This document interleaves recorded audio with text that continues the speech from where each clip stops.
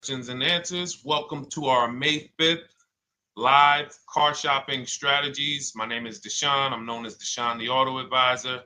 And over the next 60 to 90 minutes, I'm going to be sharing what we call the cars from home philosophy, the way you can shop, get bids, make your car buying simple, empower yourself, and guarantee that you did not leave any money on the table. We're going to talk about a lot of things you may not be familiar with. We're going to talk about things you have not heard before. We're going to tear back some mindsets that the car business has programmed in us for their profit. And we're going to tear down those mindsets because they're costing us thousands and they're making the greediest dealers in this country thousands of dollars. And we're going to get rid of that. So this show is sponsored by my new digital book. It's called Cars from Home, 7 Steps to Saving Time, Money, and Avoiding Dealerships. So I wrote that book to give you everything I know, everything I learned at Mercedes-Benz, at General Motors, running my own brokerage, and the hundreds of people, thousands now, that we've helped since 2021 to empower themselves in their car purchases. So part of my welcome offer to you is it's normally $97. You can get it for $24. That's my welcome offer for 30 minutes, anytime during the broadcast. As we go, you can get yours in my TikTok bio, in my Instagram bio, the YouTube comments, and the Facebook comments. It's a 75% off discount as part of my welcome offer for those of you who take action. And you'll have everything we teach here for the rest of your life. And you'll be able to move the same way you're going to hear me move and the way a lot of people I'm going to show you guys are moving. So no questions off limits. Feel free to start typing your questions. We are live on Instagram, TikTok. Hang on. I got Instagram up here. My man Dolan is moderating, so we're going to try to pull in every single one of your questions. Again, this is our May 5th live. We are live. It is Monday, so let's get to the questions. Okay, we got some coming in already on TikTok, Dolan. I see it is what it is. I'm just going to pull that one. I need to do one on shady mechanic shops. You should. If that's your area of expertise, the public needs to know from someone who's an insider what is going on in mechanic shops. I'm sure they get a lot of value. If you guys want, it is what it is to launch a channel teaching people how to avoid shady mechanic sites. Type ones in the chat so he can know that he should go ahead and do that, or she. I can't see if you're a man or woman. But let's get some questions going. Yosoy Tommy, I see you on TikTok. Interested in leasing, but I know I will go over the mileage. I drive a lot. Well, here's what you do. Give you an example. I'm leasing right now. I've never needed more than a 15,000 mile per year lease. So all of my leases have been 12,000 miles. I've never needed more than a 15,000 mile per year lease. Now, sometimes, that was because my family worked a little further from where we lived. We got a 15,000 mile per year lease, but most of the time I'm getting 12 because that's what I need. That's what I use. Now I'm paying $499 a month for this $55,000 Infinity truck. I got a 1% lease on it. I got my bids, the way we teach at Cars from Home. We're big on multiple offers. That's the only way you're going to save the big money and guarantee you got all the money is to get multiple bids. We teach you how to do that. You can do it by phone too. If you want to try to do it by phone, God bless you. We do it through email. We do it through emails and templates, and that's what we do. But I'm paying $499 a month for 12,000 miles. Now, let's just say I needed 15,000 miles. I would have bumped that lease up, and instead of $499, I'd be paying probably $30 more. So call it $530. Now, let's say I'm a high mileage driver at 20,000 miles. That instead of $530, I would probably be paying $620. And there I got my 20,000 miles per year. So the key is, and this is what you'll hear, people will blame the leases for not understanding that they choose the mileage. The mileage is not selected for you unless you go into a dealer and say, hey, work me up a lease. And then they're going to choose the mileage, probably give you 10,000 miles per year, and then try to close you on that. But that's not the way we shop. We're going to shop and we're going to adjust our miles based on what we need. So if I needed 20,000 miles per year, I would probably be paying $620 instead of $499. If I needed 25,000 miles per year, I would probably be paying $680. So I'm just paying, we get what we need and we enjoy our leases.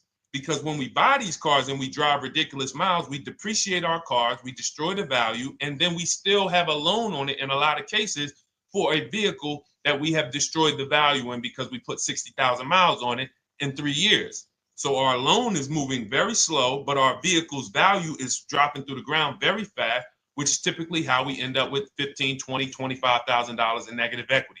I used to see it all the time in dealerships, especially when I was in when Uber took off. When Uber took off, year later, 2 years later, 3 years later, we had tons of people coming in with Hondas, coming in with various cars that had 200,000 miles on them, but they still had 3 and 4 year loans left. And, that's just a recipe for disaster.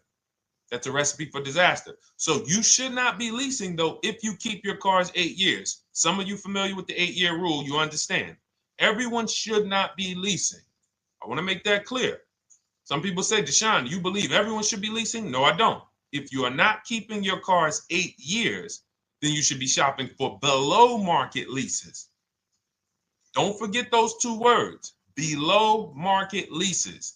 Because if you're paying what everyone else is paying for their leases, it's not going to make sense. Some of these strategies are not going to make sense. You need to be getting below market leases. And the way we do that is to comparison shop, get multiple offers from dealers, have them compete for our business, and then we get these leases that no one else can get. Great question. So what if I go over 20,000 miles? What do you recommend doing? You choose your mileage wisely. In my book, I have a section called Choosing Your Mileage Wisely. The whole key with leasing is to scope out the mileage you're going to use, and that's what you shop for. If you know you're going to do 25,000 miles that year, you would do 25,000 miles on your lease. But you don't shop this way. We always shop with 12. A problem with leasing is once again, you go into the dealership, you say, work me up a lease. They're going to work you up what they want. They're going to say, hey, put 5,000 down. Who's had that happen? You go and you look for a lease and they tell you how much money you need to put down. Type me if you've had that happen. And again, welcome to everybody. This is our May 5th live. It's Monday, May 5th. Whether you're watching this today or you're watching this later today, because we will be rerunning this for those who couldn't make the show. Tell your friend they can catch it on our channels. But this is our live show. We're live every single Monday through Thursday at 12 noon. So you'll see people who will go and get Blessed Transition. You've had this happen. This is what you go in. They work you up a lease. Here, you need 3,000 down. Yeah, you need 3,000 plus your taxes and fees. What do you want to do? So that's them customizing our leases. We never want to do this. We want to customize our lease and run it like this, a template. All your leases you get with, ready? 12,000 miles per year. First month's payment only due at signing. That's it. 12,000 miles per year. First month's payment only due at signing. That is how you shop all of your lease offers, because this allows you to now use the 1% rule, which I didn't create. A lot of lease savvy people know about the 1% rule, where your MSRP, I'm going to just show an example of an MSRP, the price on the window sticker. Every lease is going to be brand new, guys, or either close to it. The price on the window sticker is the price we go by, the MSRP, and we're going to divide our monthly payment into the MSRP. And once we get that, the number, that's going to tell us if we got a 1% lease, if we got a 1.5% lease, if we got a 1.8% lease. And what we did was I created the 1.5% rule to know we were overpaying for leases. You don't have value when you lease something over 1.5%. But let's keep it to the point. The point is you're shopping all your leases, first month's payment due at signing, 12,000 miles per year, and then you're using the 1% to 1.5% rule to gauge the value. Once you find your best offer, that's when you go and you say, can you please adjust the mileage down to 10,000 because that's all I need, or up to 15,000 or 18,000. You shop your offers with 12. You find your best offer concerning what value is, 1%, 1.2%, 1.4%. You lock that up, and then you tell them, show me what the payment will be with 20,000 miles per year or 15,000 miles per year. That's going to keep you from walking into these 80% dealers, which are never going to give you a below market deal. When they drop their prices, they're never going to drop low enough to beat their competition. That's why their name of the game is them keeping you from checking their competition. And then you avoid these people, you find those deals, and then you adjust the mileage with that dealer. But choosing your mileage is very important with a lease. And that's why you should take 5 minutes, 10 minutes, tally up your lifestyle over the next 3 years, and you choose your mileage that you need. Great question. Let's go, Dolan. I'm getting married today. Congratulations to Ash on Facebook, everybody. Ash is getting married today. Congratulations. May God bless you with a healthy, lifelong marriage. Hallelujah. All right. Angel on YouTube says, can I lease for 36 months, then purchase to have a lower payment instead of buying at a higher payment? Now, what he's asking or she's asking is, I want this new car, but if I buy the new car, then I'm going to have to pay for the new car, in which case it's too unaffordable. So can I lease it first and then buy the difference at the end? Yes, you can. Let's talk about why that's not that financially wise. There are signals, guys, that tell us we are looking at vehicles that are too expensive for us. Signals. Would anyone on here take a 50-year mortgage? Anybody? Anybody? We got some smart people on here. Anybody volunteering for the 50-year mortgage, ladies and gentlemen? Anybody? Come on, somebody.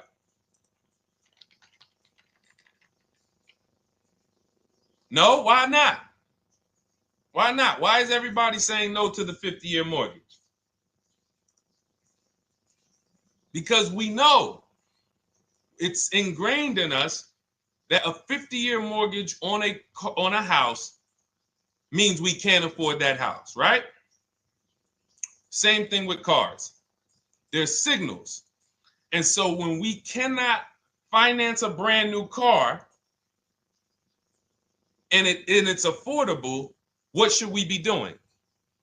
We should be going to get a pre-owned car. That's what we should be doing.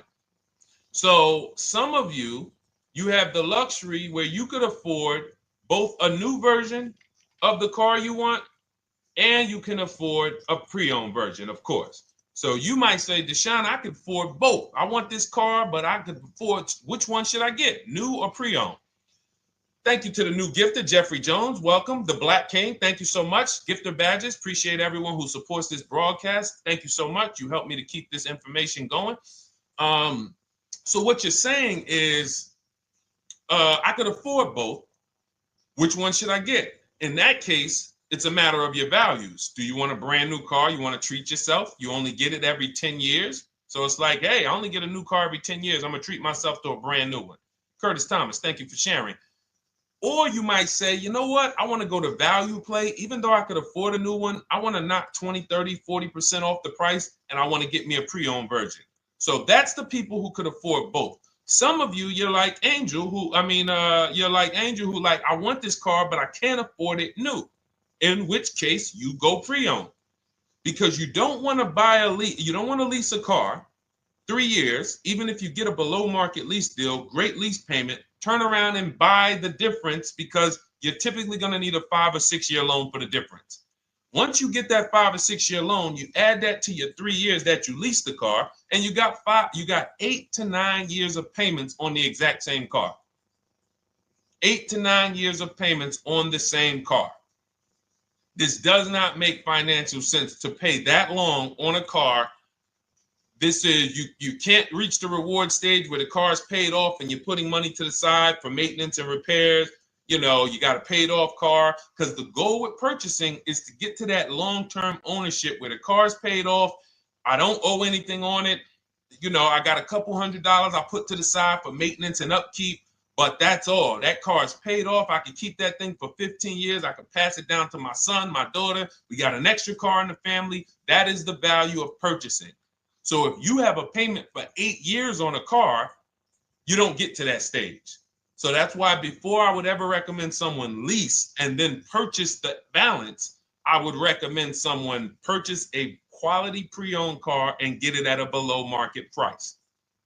Okay, does that make sense? Okay, everything that we're talking about, guys, is in my new digital book. It's called Cars from Home, 7 Steps to Saving Time, Money, and Avoiding Dealerships.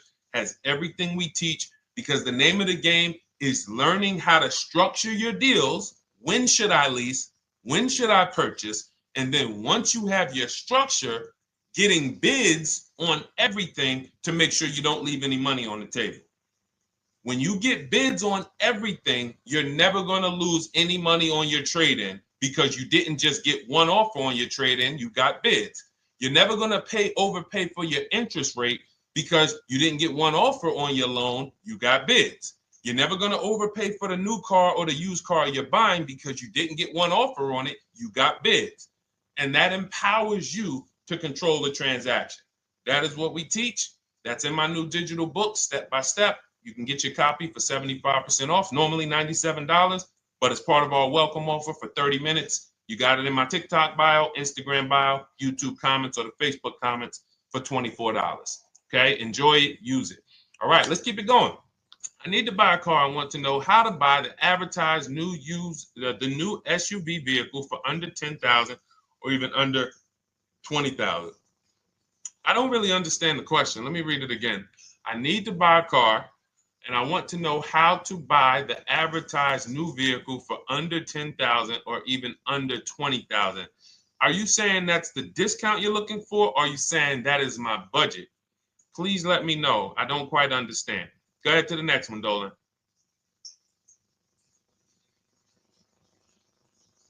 All right. If the Carfax report only has service maintenance, is it okay to purchase? Okay, so all right, this is a great question, guys. This is about used cars. Who's going to be shopping for a used car in the next year? Type the letter U. Type the letter U if you're going to be shopping for a used car in the next year. And for those who just joined, this is our Monday, May 5th, live car shopping strategies. So we are live every Monday through Thursday at 12. And for those of you who are watching the rebroadcast later in the day, you can, you'll get your questions answered. Somebody might ask a similar question, or you can join us Monday through Thursday at 12 live. Yes, so we got a lot of people who are going to be shopping for a used car. We got Buffy on Instagram, Fran Bar. Who else? A lot of people not buying? Okay. Instagram, the only people buying used cars? Okay, well, let's talk to you guys. Listen, so here's when you're looking at a used car, what you're focused on is first the service record. First the title history. What is the title history? That means, is it a salvage car? Is it a frame damage car? Is it a now, well, let's start first. Where do we find these cars? Let's start there. We're not going to lots. We're not stumbling onto people's lots. That's what they want. We do not want to go through our neighborhoods looking for used cars. Anybody who does not have a used car on a website, they're trying to take advantage of you, because that is unadvertised, that they don't want to be where the competition is. That is not the way we're going to move. And for years, it was like that. You drive past a dealership on the weekend, you see hey, oh, look, they got this nice yellow car, a nice big red car outside, and you just pull right in. That's 2005 stuff. Now, every used car, we need to be able to compare it to the whole market, which means we need to see it on a website, on a marketplace. So we're opening up, this is called my multiple marketplace strategy. We are opening up, and some of you are going to need a pen if you're going to really, or unless you're going to watch the rebroadcast, because I'm running stuff past you that, you're trying to buy a $30,000, $50,000, $100,000 car. We're not talking about how you're going to get a couple things from Amazon and, set up a little home studio for $2,000 aside. We're talking about the second most expensive purchase most of you are going to make. So it's understand that you're going to need to focus in order to get the most out of what we're talking about. So we're going to go to the marketplaces. The marketplaces are Carvana, they sell their own inventory. CarMax, they sell their own used car inventory. Driveway, they sell their own used car inventory. We're going to go to now dealerships. AutoNation, they sell other people, they sell their own. They buy and they relist it on their website. But then you have Car Gurus, you have Carfax, you have Kelly's Blue Book, no, not Kelly's Blue Book. You have Auto Trader, Car Gurus. So we're going to all these marketplaces, we open them right up in one tab. So now what we're doing is we're putting in our criteria, and what we want to do, we want to go 100 miles out. Even if you're not willing to drive 100 miles out, you want to see what the whole market looks like within 100 miles. So now, if you know what you can afford, then you can put in your price criteria. I have a tool that I created. It's called the Perfect Budget Calculator. Some people who have my book, you've used it, where you put in your down payment preferred, you put in your interest rate, you put in any equity from your old car, and it tells you, because what you tend to miss is the fees. That's what you tend to miss. So if you're not using this calculator that we created, you want to add another $2,000 or so, because you got to factor in the fees in that budget. Some of you go out and say, man, I think I could afford $30,000. Then when you find your car, they bump you up to $33,000 because you didn't factor in the taxes and fees. So this calculator does it for you in my book, and everything we use the Perfect Budget Calculator. But if you're not using it, just estimate another, a little higher. Now you put all of that into the marketplaces. Now you're looking for what the inventory is. Now, here's the reason why you must open up all these marketplaces. First reason, they have different cars on them. Carvana and CarMax has different cars than Car Gurus, Cars.com, Auto Trader. There's different cars on them. Another reason we need to open it up is because sometimes you'll see one car here on Car Gurus for $31,000, and then you'll see that on Auto Trader they marked it down $2,000. It's $29,000. And you're like, wait, why the heck is it lower? This is the same car. Well, it could be because this marketplace got the notification first to lower the price, and maybe this one takes a little longer to see that, oh, maybe that takes 24 hours before their updates take effect. So that's why you want to open up all these marketplaces. Now you're narrowing this down first based on your color choices, what options you want, your models, and now we're starting to narrow this thing down.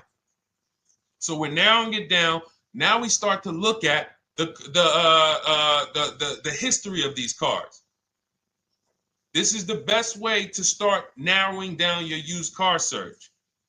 Let's now dive into the history. I need the Carfax. Now, some of these websites will give you a free Carfax. Some of them will try to make you buy a Carfax. Now, I'm going to give you one of the secret strategies that we've been using for years in my book, and I'll tell you it right now. It is how we get free Carfaxes, because when we get to most vehicles, you guys, for those of you who are just meeting me, I worked in Mercedes-Benz for 5 years and General Motors for 5 years, and I ran my own brokerage. I started it in 2016, and I ran that while I worked at the car dealership. So I have a lot of experience and have seen a lot, and that's why I'm able to teach these things.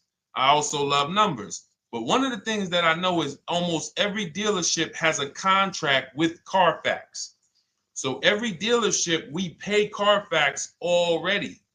So what we're able to do is when we list our inventory on our websites, we're able to list the Carfax with it. We're able to provide that free of charge. But when we pay Auto Trader or Cars.com or Car Gurus, we are not able to actually push our Carfax to that marketplace. But if you come to our website and you find the vehicle on our website, most times you will find the Carfax for free. That is what we have been doing for years. So that now we have the Carfax, because the Carfax is the only way we can see those service records right now. because we've already narrowed it down based on, we first thing we're doing is we're looking at title history, frame damage, salvage title, rebuilt title, total loss. That's the type of vehicle. The next thing we're doing to narrow it down, which is where many of you get in trouble, is you're looking at the service records. Skipping service records, buying used cars without seeing service records is disaster. The biggest indicator on if a vehicle was taken care of is what is on those service records. And if you can't see those service records, then I would not buy the car. Somebody say, oh, I'm changing the oil myself. If you don't have proof that you have changed the oil yourself, I cannot see it. I cannot see that you have maintenance this car, and that's a turnoff for me. Because now when you drive that car a year later, 2 years later, things start happening. You have no one to blame but yourself. Now the regret kicks in. Man, I knew I shouldn't have got this. But chances are, if you find a quality vehicle and you see service records on that previous owner's report, that's going to lead to a quality experience. Okay, so that's pretty much how the initial part of our multiple marketplace strategy. As you can see, we have this to a science. Nothing that we're doing is by chance. Nothing we're doing is on a whim. That is it. But let's go to some more questions. And I think the biggest thing I want everyone to understand so far is that we don't wing anything in this process. There's nothing, everything that I'm teaching you is going to be out of our system. Now, some of you have different learning styles. So let's address this. Again, welcome to our May 5th, Monday, May 5th live. We're live Monday through Thursdays at 12 noon. And we rebroadcast this for those who couldn't make it. You can share this with your family. Tell them, hey, visit Deshone the Auto Advisor's channel. He did a great show earlier. He answered some questions that everyone had. You can watch the broadcast all through the rest of the day. Now, but we're live every week, but we're live right now. So now the biggest, some of your learning style is different. What we teach is we have the ultimate do-it-yourself guide. This book is rated 5 stars. Thank you to everyone who's rated it on Goodreads. Just pull it up right here. For those of you who are actually on Instagram or YouTube, TikTok, you won't be able to see this right now. But the book is rated 5 stars. We appreciate you. And this is the ultimate do-it-yourself guide, whether you're new cars, used cars, leases, bad credit, how to make banks bid for your financing, high mileage driving. It's all in there, step by step. And it's a digital book, so you don't have to wait for it. As soon as you get and hopefully you get there before the 30 minutes, so you get your copy for the $24 instead of the $97. That's our welcome offer. But that's your do-it-yourself guide. Some of you, you're a do-it-with-you person, and that's Shop with Deshone. You like videos instead of reading. You want coaching. You want support. You want a community. We have 1,600 people in our Facebook group. That's our Shop with Deshone. We've had 2,200, almost 2,300 people come before you. When you see me share people like Zafrina and like Melissa and Sheree, Ken, all of these people who are, they're showing their car deals that they got. Look, took me about 30 days. He went through, past Friday, locked down 2 vehicles, 2 Yukon 2025. Said he dropped he said, look, sold the BMW. They dropped the price down to 70 grand. So they took off like 5,200 for him. These are all people who are in the Shop with Deshone. Their learning style is they preferred videos. They preferred, coaching with me. But again, it's the same information. So I want to be clear. It's just your learning style. So if you are like Deshone, give me the blueprint and I will run this thing. That you're going to be like the people who send, like Marie. Marie just wanted to let you know she got our book. Using the book, I saved over $13,000 off MSRP. Now, here's where the feelings get hurt. And this is not my intention. But some of you have these same vehicles that you're going to see me sharing that our people get. And when you see what they paid for them and what they're getting off of them, you're going to see, wow, I did not get that. I did not get that type of discount. So all of you who have this 2025 GLC Coupe fully loaded, She said they took $13,000 off MSRP. She got her bids from home, got my payment to be hundreds lower per month, maintenance included, no money down. We are masters at no money down deals. You should not be putting money into these cars unless you intend to keep them for 10 years and you got a great price already. You got a huge discount already. You should not be putting money into these cars. I have never done more than $1,500 out of my pocket for any lease. And when my car that I bought, I put money down on that because I bought it to keep it. But everything else, we are shopping with no money down. So you're going to see that a lot. So again, depending on your learning style, you can head to my bios and to the comment sections, open the Cars from Home Toolkit, Shop with Deshone might be right for you. I don't care how you get the information as long as you are saving the money. I don't care. If you could do it with a $24 book, do it with the book. I would rather you say, man, this guy Deshone helped me. I bought his book. I got it on the sale because he did the welcome offer for $24. And man, I done got 4, 5, 6 cars using this thing. And all I paid was $24. Congratulations. I will celebrate that. I wish that for everyone. But that's not everyone's learning style. So, okay, Dolan, let's keep it going. I'm sure we got a lot more questions coming in. Molly from Facebook, great to see you. Needed to be here. I'm glad. I just ordered a new vehicle last week, expected to arrive in 3 months. I need a breakdown of how to get out if the options they want, get out of the options they want to the MSRP. Well, first of all, what you want to do is you want to get bids now. You do not want to wait. For those of you, she's ordered a car. She's scheduled to be here in 3 months, and she has not locked in her pricing. Now, the reason when we order a car, we are always getting our bids first because the closer your car comes to arrival, the less leverage you have. They know once that car comes in there, she's been waiting for 3 months. She is not going to want to walk away from this car. She is not going to want to do this all over again. And they're going to probably take a shot and say, or if you look for a discount at that point, you probably are going to be like, no, I'm sorry, we can't give it to you. So what we're going to do is we have to now send that request out. Now, there's 2 ways for you guys to do this, whether you're leasing or purchasing new cars. 2 ways for you to do this. You can do it your way, which is calling around. Calling around, not going into dealers, calling around, ask for sales managers, try to get yourself at least 5 offers. Because the only way you're going to see how overpriced the offers are is to actually get multiple offers. So I'll give you an example.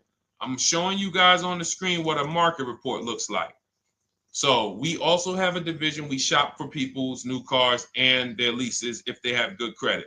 So when you see, oh, I tried to pull it up. It's not loading. So what you're going to see, and some of you who've used our stuff, you can testify to this. There is a huge spread between the best price and the worst price. Huge spread. So in order for you to know you actually got the best price, you need to see 4 other offers that are higher. I'm going to say that again. Thank you to all the gifters on TikTok. Thank you, Jeffrey Jones. Appreciate it. You need to see other offers that are higher. So let's go back to my car. This dealer who won the bid for my Infinity truck saved me over $8,000. Now, he said to me when I was making the deal with him, he said he knew that I was not going to find a better offer because he had used a special coupon he had to apply towards the deal. He needed the deal that month, and that's why he won the bid. So he's able to take off $8,000. If I was purchasing, I would have got $8,000 off the price. But I leased it, so my lease payment was $499 a month with $1,270 down total. And $1,270, $499 of that was my first payment. So every other offer that I got, 560, 605, 640, 700, 750. That's how you know you did it right. If you don't have a bunch of the 80%, we call them, this is the 80%. Some of you've heard me say we don't negotiate with dealers with fake fees. It's a losing battle because even when they take off all the fees, they're still super high. I'm going back and forth by email. So if you're using what we teach, you're taking minutes out of your day. You're going back and forth with email. We close deals in 60 to 90 minutes. I'm not inviting anyone to car college. 60 to 90 minutes of emails back and forth. Next thing you know, we're closing a deal. But you're going to see, even after back and forth and telling the dealers through email, you can do it by phone. Hey, I'm shopping other dealers. Please make me your best offer. I have all the templates written. So when you're using our stuff, you don't even have to wonder what you're going to say. You just copy and paste our template. But even after that, you're going to see, wait, these people are still giving me super high prices, even though I told them I'm shopping, even though I told them I'm serious, I could buy the car right now. Even though I gave them every single thing I need to give them to get an offer, they're still $150 a month higher than my best offer. That's going to prove to you that they are the 80%. They are not coming down. When they say this is our best deal to their customers walking inside, they're not lying. It is their best deal. It is not the best deal. It is their best deal. Their competition's best deal will blow their best deal away. And the only way you do that is by getting bids. So that's what you need to do, Molly. Take exactly what you're looking for. If you want to call around, call some sales managers and say, hey, listen, this is what I'm looking for. I put in an order, but I'm not dead set on the price yet. Haven't really gotten, I want someone to lock in a price for me. And hopefully you're purchasing, because if you're leasing, it's tough because once that lease comes in, you do not know what the lease program is going to be. So if the lease program is bad, then you could find yourself jammed up. Now, here's what we try to do to prevent that. It's not always possible. Here's what we try to do. Once you have found the best dealer who's won the bid, now what you're going to do is say, based on this price that you're selling me the car for, can you give me a lease estimate now? So let's say I'm ordering this Infiniti. I shop around, I find a dealer who says, all right, Deshone, I'll place the order. I'll take $6,000 off list price for you if you do the business with me. Perfect. Can you give me a lease quote based on that now? I know this is not the vehicle. My vehicle's coming. But can I get some type of an estimate of what it would be? And then I look at that, and if it's affordable, now I place my order. But I'm not placing an order for a lease blind, not knowing what my payment's going to be when that car gets here. Okay? Does that make sense? I know I may be typing, this is heavy. That's why I told you guys, when you're here with us in car buying, below market car buying strategies, this is like short 60 to 90 minute master classes. This is not lives where I'm showing you how to make macaroni and cheese and turkey and like, okay, yeah, you got your music playing in the background. Hey, listen, all right, what I need? Oh, hand me the Sazon. No, you could do multiple things. This is heavy finance talk for 60 to 90 minutes, and it will change your life. And I just saw my girl Lisa. Lisa, good to see you. Lisa's been, she's been learning from us and rocking with Cars from Home. Let me see. I'm glad you clarified, even if no money down on the lease, you still really have to give them the first month's amount. Yes, I don't know what I'm going to do yet, buy or lease. No matter, I'm learning lots and sharing with my peeps. Thank you, Lisa. Thank you. Now, technically, you don't have to give them the first month's payment either. What I do is our templates all involve shopping, first month payment due at signing. But if I wanted to, so let's say, for example, on this $499 a month lease I got on the Infiniti, and I'll actually will add this because I'm glad you said that. The lease is that's your first month's payment, so it's not considered money down. It's considered your first month's payment because you're leasing, you're paying 36 months or 39 months. We don't do 4-year leases. We don't even do 3.5-year leases in most cases. We're not doing it. It's 36 months, 39 months. And if they have a really, really good program for 2 years, they will tell us about it. But we shop for 36 months. But you can tell that if I wanted to tell them, you know what, I want to do a straight sign and drive. I don't even want to give you the $499 for the first payment, which means you're asking them to pay the first payment. Then it would have just been $500 going back into the cap cost, which would raise the payment probably with interest and taxes, maybe 15, 17 bucks, something like that.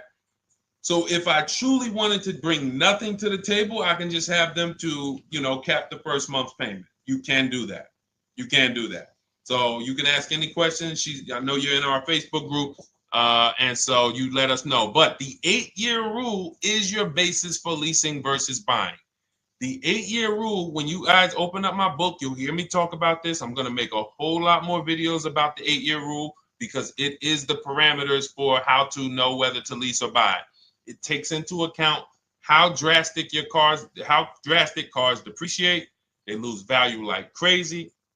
All the losses are in the first 5 to 7 years, and you don't win until you've kept the car at least 8 years, compared to someone who's getting a below market lease. So let's take an example. You look at somebody like, Brian. Brian got my book.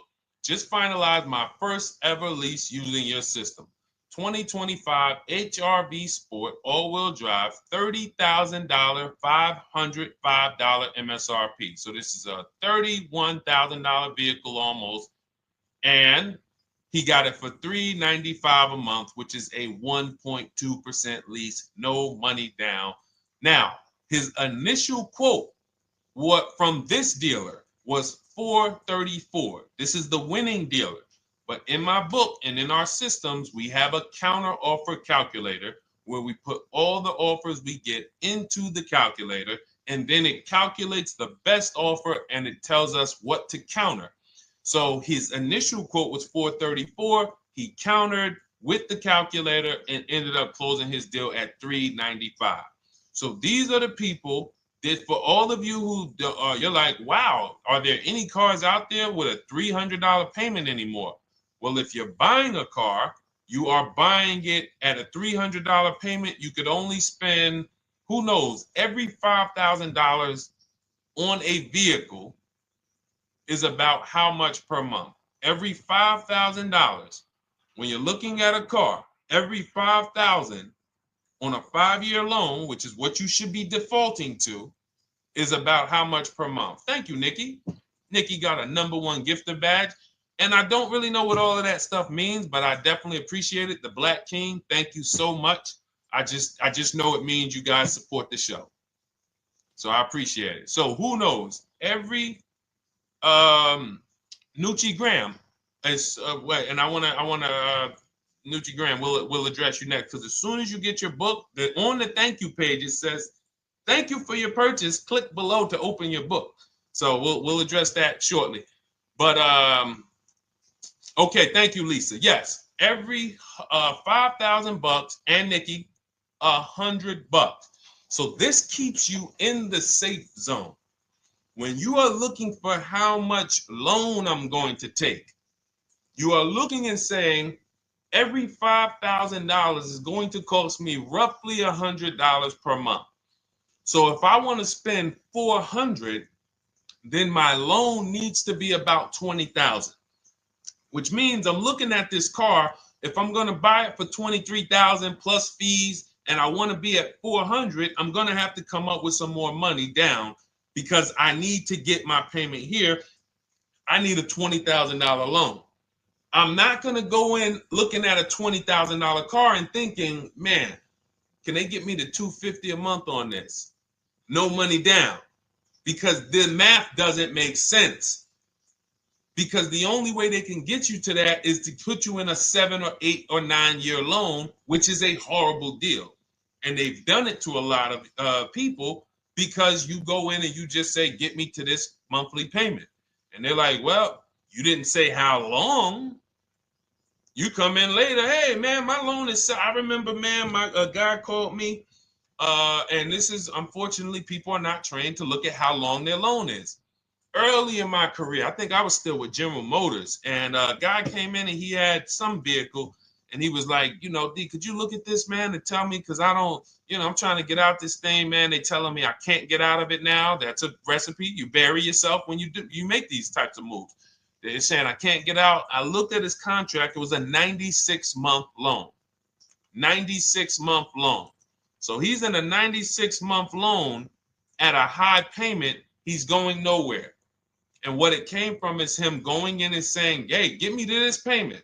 My payment's affordable, but how long is the payment? That determines what you're paying for the car. So when we say, yo, are there $300 payments out there? I'm showing you. Leasing, there's cars you can drive 30,000 miles, $30,000 cars, beautiful vehicles, payments in the threes when you're shopping and getting bids, and you're finding vehicles with great lease deals. At the same time, on a pre-owned car, that's only going to get you under 20 grand, between 15 and 20 grand. So it's about getting the most for your money. And getting the most for your money, you must take into account the 8-year rule. If I'm not keeping a car 8 years, I should be shopping for a below market lease. I'm not tying up any of my money in this car because I'm not keeping it long enough to have all of that money benefit me. Does that make sense? Type ones if that makes sense. Type dollar signs if that makes sense, because this is about money. If I'm not keeping the car 8 years, then all the money I'm going to tie up in the car to pay for it, to pay off the loan, to do the maintenance, to change the tires, to change the brakes, to change the oil, to change the brake fluid, the transmission, all of the money I'm putting in that car, just normal maintenance. I didn't say anything broke. Normal maintenance over 7 years. I'm not going to keep the car long enough to have that make sense. Whereas had I leased, I'm just below market leases. I'm just literally paying cents on the dollar, changing my oil. Most of the times I'm out the car before I need brakes, unless some of you are driving 15,000 mile a year leases, and then sometimes you will replace the brake, but it still does not compare to the cost of purchasing. And, throughout the show, I'm going to show a lot more lease deals and a lot more discounts. But the reason why I show you guys the lease deals is because the money doesn't lie. Unless you're just hell bent on paying more, the money does not lie. You can't compare when I was, I'm driving $40,000 cars. My payments have a 3 in front of them. And my friends are driving $20,000 cars and their payments have a 3 in front of them. And those cars are used, need maintenance, warranties done ran out after 4 years. I'm over here driving brand new cars, problem free, and they're paying the same amount or more than me, and they're driving inferior products. And then once they really get tired of the car, they go ahead and they trade it in and they start the process all over again. So it's bad financial advice that the car business never trained on, and they just love for people to be ignorant. But we're not going to be ignorant here. All right, Dolan, let's keep it going. By the way, all of you who just joined, this is our Monday, May 5th live. We are live every Monday through Thursday at noon. So for those of you who may be watching the rebroadcast, we rebroadcast the show all through the day. So for those who missed the show, you can either, or some of you want to tell your friends, oh, hey, you're shopping for a car, go watch this show. And we'll rebroadcast this show all through the day. And we rebroadcast all the episodes through the weekend. So for those of you who didn't have time, you're, man, I want to catch up on all the shows, all the questions that were asked. We'll rebroadcast those through the weekend. But we are live every Monday through Thursday between 12 and usually 1:30. You can have your friends and family tap in. You can bring your questions, and we try to get to as many as we can. All right, Dolan, let's keep it moving. Let's get to some more. What are the companies for loans? Well, there's a lot of them. First thing you want to do is, so we teach something called the bank bidding war. This is a question, because here's my question to you guys. Where do you get your car loans from? Here's my question to you. And I'm going to tell you how we should change the answer, because I know what some of your answers are going to be. Where do you get your car loan from? Some of you are going to say my bank. Some of you are going to say the credit union. Some of you are going to say the dealership. But all of those are not the answers we want to go with anymore. Here's the answer. You got it, Nikki. I love Nikki. Whoever gives me the best rate. That is going to be the answer moving forward. If you're using what we're teaching, that's your answer. Whoever gives me the best rate. What, in other words, whoever wins the bid. So what we're doing is we are not just going to our credit union and having them run our credit, give us a rate, and now we going out and we're shopping with a check in hand and we're shopping with our back against the wall because the bank says, well, hey, you know, your pre-approval expires May 17th, so you hurry up and find a car or you're going to have to come back and run your credit again. Now we're over here and our bank is putting our back against the wall. That's ridiculous. So what we do is we use what you should do is you should look at the average interest rate.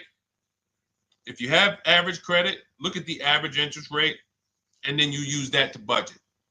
Again, I have a calculator that we invented. It's a proprietary calculator. You can't find it on Google. It's in my book. It's in our course, Shop with Deshone, in our checklist, our video checklist. This is stuff that, again, we don't, if you notice stuff that I teach, it's not anywhere. Deshone, why can't I find the 8-year rule on YouTube? It's because it's Cars from Home. We created it. I can't find the 1.5% rule. No one else teaches it. That's because it's our intellectual property. We created it. I don't mind people saying it, but they need to understand we didn't find this stuff. We created the stuff. So calculators, we invented them. So this calculator you take this interest rate, but even if you want to use a standard payment estimator calculator, you can take just what I said. Remember, add a little bit more for the fees, because that's what you're not taking into account. The fees, the taxes, and that's where we get in trouble. My calculator, our perfect budget calculator, does that for you. So now you want to look at the average interest rate. Type in average rates for cars. Use that for your budget, just so you can know about how much car I can go and get. So between what I told you about the 5,000 being $100 a month, and that last part about, adding a little bit more and using the average interest rate, you should have a good gauge on a range of car to go and shop for. Now, once you now shop your market, whether you're shopping new or whether you're shopping pre-owned, once you find no one's touched your credit till now. No one has touched your credit with a hard pull, especially now. We do not, in order for this to work, like what Nikki is saying, where you're only giving your business to the bank or credit union that gives you the lowest APR. In order for this to work and for you to be able to shop freely, no pressure, you need to make sure you don't let anyone run your credit with a hard pull before you find your best deal on a car. Soft credit pulls, estimates of budgeting, the way I just said. Now, you go out, you find your car, whether it takes you a week or a month or 3 months. Bang, I found my car now. You lock the car up, put it under contract, you leave your deposit. You never, ever. How soon when you get a car does the dealership want you to take it? I like asking questions like this because we can prove how predictable most of the car business is. How soon after you purchase a car does the dealership want you to take it? Thank you, Janae. Immediately. Now, the reason for that is, there's various reasons. There's various reasons. Right then and there, Molly, yes. But what I want you guys to focus on is what you lose by taking it right then and there. You lose the ability to shop the interest rates. And shopping the interest rates is very important because you'll always wonder, could I have gotten a better rate? So what you do is you lock the car up, you let them know, hey, I'm going to go home, just give me my, let me get my paperwork so I know exactly how much I need to tell my bank. And here's the key, if you guys can beat what my bank or credit union gets says, then I'll give you the loan. See, some people think that I teach don't let the dealerships compete. I never teach that. What I teach is don't let the dealerships be your first offer ever. They are always your last offer, and they're competing against other offers that you got. So now you're going home, your car's waiting, you're going to see what your bank, your credit union can do, and then you go online. You can go right online. Auto loans online, auto financing online. Let all of these banks and credit unions access your credit now with the hard pull, because there is an article that Experian did, and you can find it at almost any credit bureau, wrote an article on rate shopping. They allow you to have multiple lenders compete for your business within a small period of time. They say the window is 14 to 45 days. So if the window is 14 to 45 days, how quick do y'all think I want you to do it? If the window says, because that's a big window, as long as you shop within that window, at the end, those multiple inquiries will have the same weight on your score as one inquiry, because it looks as if you were shopping and you were doing your due diligence. Thank you, Greg, Sheila, with these gifter badges. I don't know. It's like a nice. I appreciate it, Glendale. Thank you. So with these, when these banks are competing, what you're trying to do is say, everyone here on my end, we call this the bank bidding war. This is round two. Round two is you are bringing your car home. I'm sorry, you are at home. You're going online. You're calling your bank. You're calling your credit union. If you have one, you're going online. This will take you literally one day, not even. Just maybe take you an hour. Because if they say that the window to shop is between 14 and 45 days, I want you to do it in 24 hours. We want all the competition in 24 hours. Because that guarantees we are way within the window. They're going to look and see, wow, this person bought a car. They had multiple lenders competing in a small period of time. They're not out here just letting people run their credit over, every week. Some new banks running their credit. So now you call the dealership afterwards. You say, hey, the best offer I got was from such and such credit union or such and such bank. If you guys can beat it, I'll give you the business. You allow the dealer to now shop you to their banks. In which case, they're going to call you and say, hey, good news, we got you a better rate. Or, hey, good news, we couldn't beat the rate, but we can match it. In which case, they save you the time, they save you the paperwork. Or they're going to say, hey, listen, that's a great rate you got. We can't beat that. None of my banks can beat it. And in which case, we guarantee all around we got the best rate, which is the goal we're looking for. As Nikki said, I'm only giving my business to who gave me the best rate. That is the bank bidding war. So when you get your digital book, Cars from Home, you'll get that in writing. We also have it in our Shop with Deshone video checklist for those of you who are more do-it-with-me types.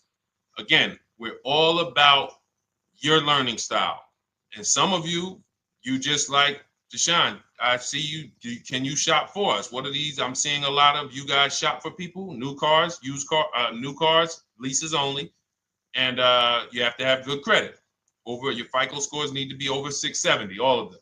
But if you don't, again, same result. We've been helping people get these results since 2021. And again, I am all about speed. These are short videos. The book is boom, action steps, action, action, action, action. I'm not trying to teach you everything about cars. I'm trying to walk you through a path, a 7-step path to get to the result you want all the time. Okay, I'm not taking you to car college. You're not going into the car business. You just need to know how to get the best deal. And that's what it's about, step by step. Okay, but for those of you who are just coming on, this whole show is sponsored by my new digital book. It's called Cars from Home, 7 Steps to Saving Time, Money, and Avoiding Dealerships. It's a digital book. everything we teach about new cars, used cars, leases, below market financing, high mileage driving tips, bad credit tips for those of you who have your credit is not going to qualify you for everything else we're talking about. You need specific strategy. We have that specifically for people with bad credit inside my book and inside Shop with Deshone. So that's why I never believe in one size fits all car buying advice, because all of you are in different situations. So how does somebody look saying, you all should do this? We're all in a different situation. I have a trade-in, he doesn't. He has a lease that's coming due, he doesn't. Oh, he has a lease that's coming due, he has equity in it, we need to help him get that equity out.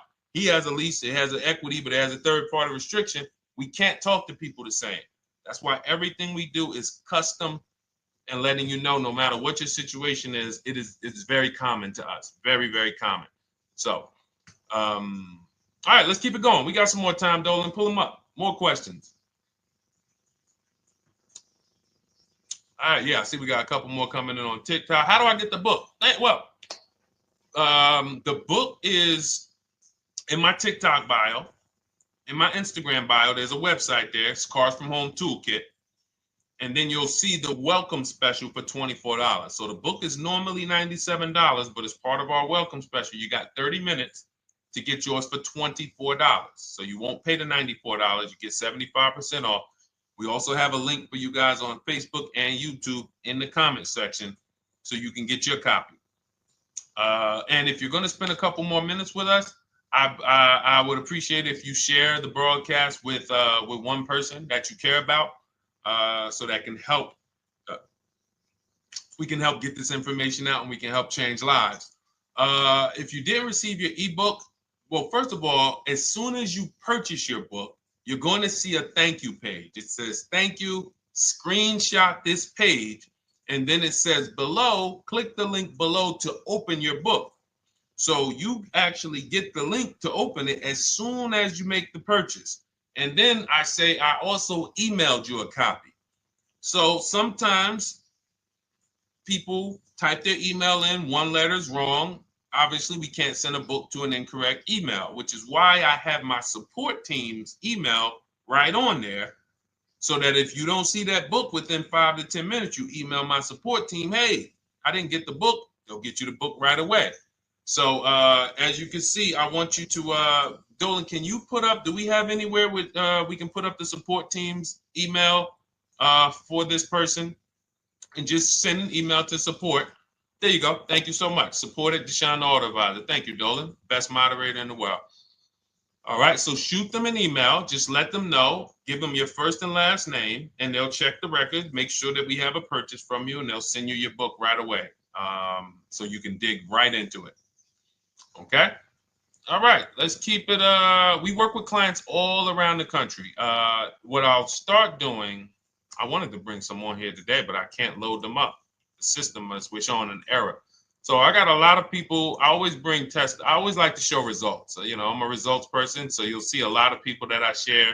Brian, who has our book, and, you know, his lease, Marie with her $13,000 off. All of these people made deals from home. They were not in a dealership negotiating this. You got, look, Frank, I bought your book, used your system, and just closed my deal and have positive results to report. I love when y'all email me, by the way. Like, please continue to do this. A caveat is I wanted a just released 2026 Genesis G70 Advanced, and there are no incentives. I could have gotten incentives on the 2025. However, I wanted the 2026, and I was willing to pay.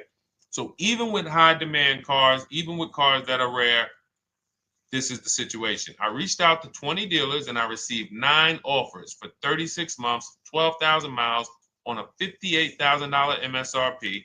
The initial offers range from $1049 to $901 with everything in between. I counter offered using the calculator that we have and closed the deal at $815 on a $58,000 MSRP. That's a 1.4% deal.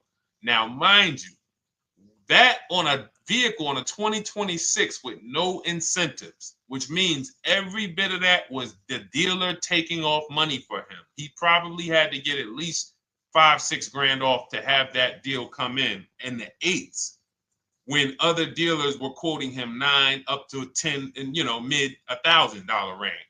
So but so I show the book testimonials, I show my shop with Deshone testimonials, but I want to start bringing these market reports so you guys could actually see that's our team shopping all around the country.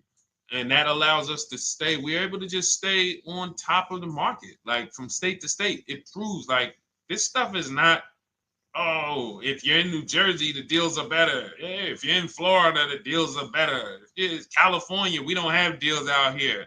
All of this stuff is not true.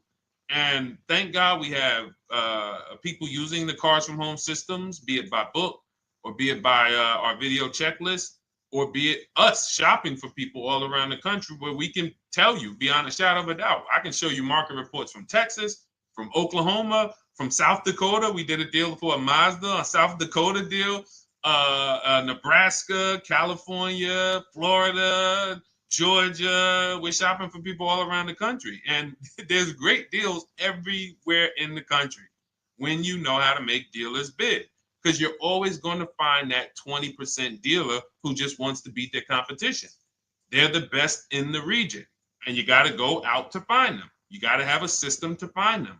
Because most of the dealers are not them. Most of the dealers are the 80%. That's just the way it works. It's a numbers game. And the 80% are very expensive. And when you walk into the 80%, they'll go down. You're like, oh man, all right, can you take off? Can you get me down? Like, yeah, man, you're like $150 a month higher than where I could be, my max. And they go back and forth. They're like, man, I could take off $50 a month. Ah, man, that's the best you could do. And then next thing you know, you get down to 100. Yeah, all right, we'll take off $100 a month. And you're like, all right, I guess I'll take that. You don't realize that a 20% dealer, not only were they nowhere near your max budget, they were $100 less than your max. You're talking to the 80%. The 80%, when they come down, they're still here. The 20% are here. So you're over here with an 80% dealer walking into these dealers. 8 out of 10 dealers over here are 80% dealers. So y'all talking them down like this, and y'all thinking we winning. Oh, I talked them down to this. Meanwhile, the 20% dealers are here.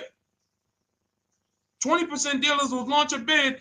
We gotta cut. Oh man, if this thing wasn't broken, tomorrow's show, I'm gonna bring on a lot more market reports. We got dealers who come right out. We getting offers 700, 790, 820. Dealer come right out 650.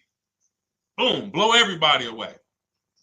Like, oh, let's go. We got a winner. Looks like we got a winner here. That's it. And then it becomes fun. As you can see, this is fun for us. When you change the way we shop, you shop and you start to you're going to be the prize. You're going to be the prize. So anyway, let's keep it moving. For those of you who have gotten your book, I look forward to you using it, empowering yourself, having these same results. For those who didn't know about the book, it is a digital book. You can get your copy for 75% off for 30 minutes in my TikTok bio, my Instagram bio, the YouTube comments, and the Facebook comment.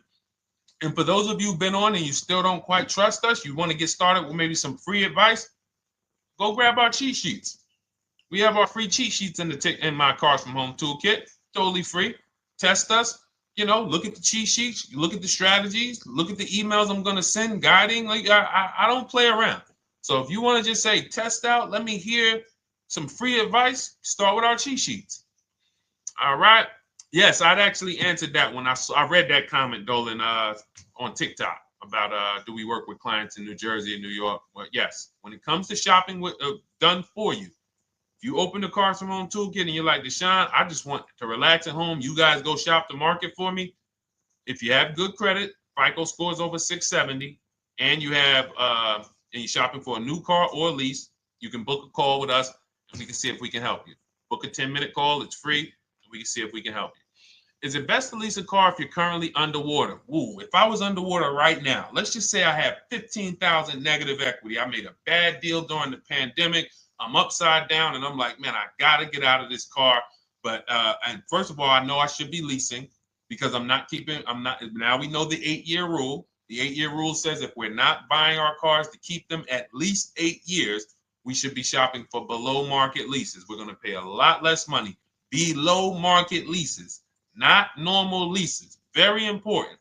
So what I'm going to do is I'm going to actually right now look for an electric vehicle that I could lease, because some electric vehicles right now, we're getting under 1%. We're getting 0.88% leases. We're getting 0.79% leases, because if you do your bidding, you're going to see. Now, again, if you want to call around for your multiple offers, you can do that. I'd rather you call around than to do what you've been doing. I'd rather you, with your new cars and your leases, call around before you walk. That's better than what you've been doing. But if you're like, Deshone, I don't want to talk. I don't want to wonder what I'm going to say. I just want to copy and paste. That's the Cars from Home way.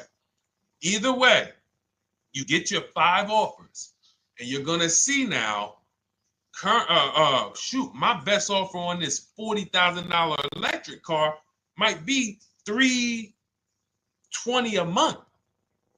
So I'm now driving a $40,000 car. If I didn't have my negative equity, then I would be driving it for $320. But now I got to bring this negative equity over. Now, the reason why you want to look at these electric cars for this is because if you try to bring a bunch of negative equity over, what ends up happening is you're now messing up the loan to value ratios, and the bank won't approve it.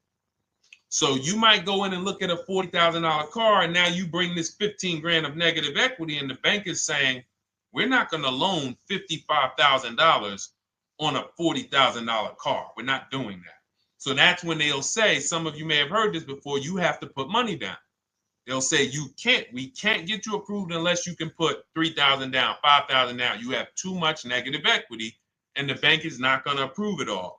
But when you get your bids on some of these electric cars, you're going to get $10,000, $15,000 off. And this is specifically what I would be looking for. I would be looking for the electric vehicle that when I get my bids, I'm saving 15 to 18 to 20 grand off. And if you guys don't think that's possible, you haven't been here for long. You know, this is Milligan. She bought her Mercedes EQE last year. She literally, MSRP of her car was $79,245. She got almost $30,000 off the vehicle. Almost $30,000 off the vehicle. $51,359 is her price. $79,000 vehicle. She got it after rebates, after discounts, after everything. $51,359. So you take a vehicle that you can get a huge amount of money off, then you bring your negative equity over. So now that payment goes from $320. Yes, it might go up to $575 or $600 even. But I know I'm in a nice car now. I'm in a brand new car, and after 3 years, I'm done with that negative equity. So that's what I would be doing. And if God forbid the car gets totaled while you're driving, you're out of the negative equity in a lease. So if I rolled that negative equity, 15 grand over to this car, now I'm driving it. Boom. All right, I got this electric car. I'm out of the negative equity. I got a good value. I'm in a $40,000 car. My payment is affordable. Now I'm driving. Oh, shoot, car gets totaled. I'm out. I can go get me another car now. I can go and get the same exact car, but I can get it for $320 now. So, you know, that actually is the reason why people commit insurance fraud and total their cars or get them stolen intentionally. But no, that's just something to keep in mind. Something to keep in mind. Because most of you, when you start leasing, you're going to see that was my reason for negative equity. That was my reason I kept having negative equity, is because I wasn't leasing. And that was the reason I was paying more money for cars than I should have, because I wasn't leasing. And again, the key is getting below market leases. You walk into a dealership and say, work me up a lease, you're not going to have these payments that, you know, we're talking about here. It has to be below market leases. That comes through multiple offers. Only way. All right, let's keep it going. A lot more questions. No gap then. Is that your first time leasing? Well, we'll get to that. I see it's a little conversation happening on TikTok over here. By the way, everyone, this is our Monday, May 5th live. We're live Monday through Thursday. Tell your friends, please. I would love for those of you who are going to keep joining us to see some friends tomorrow, family members tomorrow, co-workers. when you are at work, when you're talking to people, if they say they're car shopping, I would love for you to invite them to our live shows Monday through Thursday at 12. And if they couldn't make the show, we will rebroadcast each episode for the rest of the day. So after today, after we end the show, if you guys want to refresh on some things or you want to whatever, you want to send people, we will rebroadcast this episode for the rest of the day. And then on the weekends, we put together a weekly compilation. We broadcast them all just for the people who couldn't make the live shows. But every Monday through Thursday, we are here. And yes, happy Cinco de Mayo to you too, Nikki, and to everyone who celebrates. All right, what do you think about waiting till December mid-month to buy a vehicle? I do not. Dealers need cars to sell before that. It's a myth. All right, we're going to dispel a myth, okay? When have we been taught that the best time to buy a car is?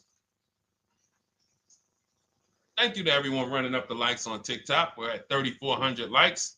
Every time you hear something you like, you double tap the screen. That makes a big difference. It sends a message to TikTok that we're doing something good over here. Okay, end of the month. Yes, sweet now. End of the month. So we're gonna peel, like I told you guys when we started the broadcast, right? We are gonna, yes, Molly, last day of the month, right? So this is what we have been taught. Last day of the month, come on in. That's where your deals are, right? Let's look at this logically. As a former car salesperson, the times where where I saw the dealer or myself being the most desperate was the times where we did not have a lot of customers. Sometimes you look up, it's the 10th of the month. They call us into a sales meeting. They say, hey, guys, we got to sell 200 new cars this month. We are only at 40. We are way behind. We are tracking way behind. Call anyone you know who's a real customer. We are entertaining every reasonable offer. Now, you've been taught there's a group of people that we know are coming at the end of the month. There's a group of people that we know that last weekend they're going to rush. But there's no desperation there from us because we know they're coming. So we look and say, I'm much more desperate at various times throughout the month than I will be at the end of the month. Because think about it. Every time you go into the dealership at the end of the month, is it dead or busy? You go into the dealership most of the time at the end of the month, is it dead or busy?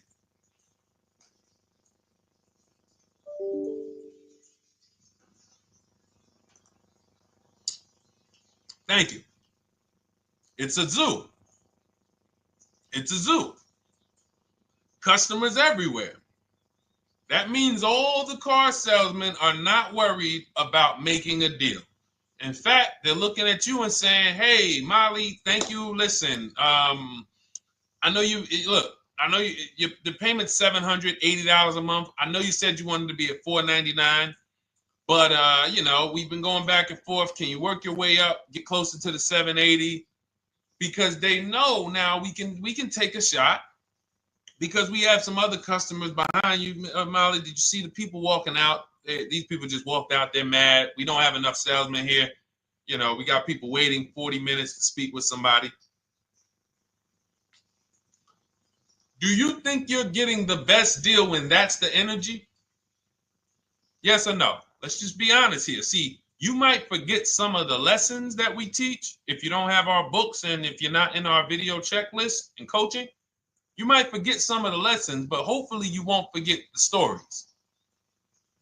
So you walk in the dealership at the end of the month, the place is a zoo. It's people everywhere. They're ringing bells. They got the big clown, donuts around. Hey, you want a donut? Do we think there's desperation? Thank you, Sheila. Thank you, Molly. There's no desperation here. And they don't magically wait till the end of every month to hit their numbers. Some dealers hit their numbers at the 25th of the month. Numbers are hit. We still got people coming in end of the month. So what we want to do to answer the question is we want to be positioned. What I like you to do, for those of you who are in an emergency situation, you need a car in a week, in 2 weeks, that's fine. Everything we teach can guide you. We've had people who got their cars in 3 days. Like that's not something that is let's see. This is my second go around, much easier, more relaxing experience. Calculator definitely helps. Turned in my CRV, got a 2022 Marcus, some dealers wouldn't do. Somebody, I wanted to read you somebody who got their car in like 3 days, 5 days. That's normal. Again, like I said, we're not taking you to car college here. Like you know, our step-by-step programs can get you to your cars in less than a week, 90 minutes. But you don't want all your car shopping to be emergencies, because here's where you want to be. You want to be able to say no for up to 3 months. Reason is, there's a group of people that walk into the dealerships. They're there right now. They're desperate. They're giving off desperate energy. They can't say no. They back themselves into a corner for whatever reason.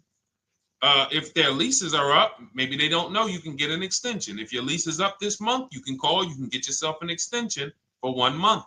Some leases will be extended up to 3 months, up to 6 months. Those of you who have cars and you're like, Deshone, I'm shopping for a new car, but I don't need it. I just, my car still got some life to it, but, I want to look for something new. This is a position of power to be in. This is where you want to be. You want to be able to say to yourself, all right, let me look at the offers this month in May. All right, I'm going to follow up next month because the offers change. The used car market changes. The lease prices change. The dealer desperation, it changes. I'm not letting tariffs push me into doing something and making a bad deal. I'm not doing it. I'm not worried about tariffs coming, because there's going to be deals no matter what. If the prices of the new cars go up, what happens to the prices of our used cars that we're going to be selling? See, that's how we really won during COVID. Some people who've been with me since 2021, that's how we were winning. My man John Shaw, he was one of the first people. David Isaacs came in, got his BMW. Yes, the lease prices were slightly higher back then. We were still getting under 1.5. We were still getting 1.4. John got a 1.2 on a Jeep Wrangler, but we were selling our old cars for 8, 10, 12 grand more than they would be worth today. So even if the new car market goes up, we know how to maximize the prices of the cars we're getting rid of, and we're going to offset it. So we want to position ourselves to be able to say no. That is the strength. That's the leverage where we can say, you know what? All right, I'm going to follow up next month. Now we're telling the dealers right up front, hey, call me. I'm good between now and June 18th. I'm good between now and July 20th. So now what those dealers say is, okay, this is a serious customer. By the way, we have all this in templates. In my book, you fill out the template, you fill in, here's the day you can buy a car. This is your deadline. When we blast it out, these are things you can call dealers and you can tell them, hey, I'm good between now and anytime before the summer. Call me if you get a black one with the red seats and this package in it. If you want to call around, you want to do it that way, you could do that. But what you're letting them know is, call me when you want to make a deal. I can make a deal today. Let me see the numbers today. Great. All right. If sometimes you'll see that a car is a little bit out of the range we want it to be in, you might say, man, I'm looking for it to be around, 505. This thing's coming in about 550. Okay, maybe I'll check next month, see if the program gets better. You might say, all right, dealers are saying to some of you shopping for cars that maybe every dealer is not going to have it. When you reach out to the dealers, only 5, 6 dealers have it. but they say, hey, I got something coming in May. I got something coming end of May, June. Is that good for you? See, they're desperate customers. They can't say yes to that because they back themselves into a corner. But you guys now operating with a 90-day shopping cycle. If a deal comes today, I'm jumping on it. But if you got something coming next month, I'm jumping on that. Call me when you're desperate. Call me when y'all have that meeting. Hey guys, we're way behind.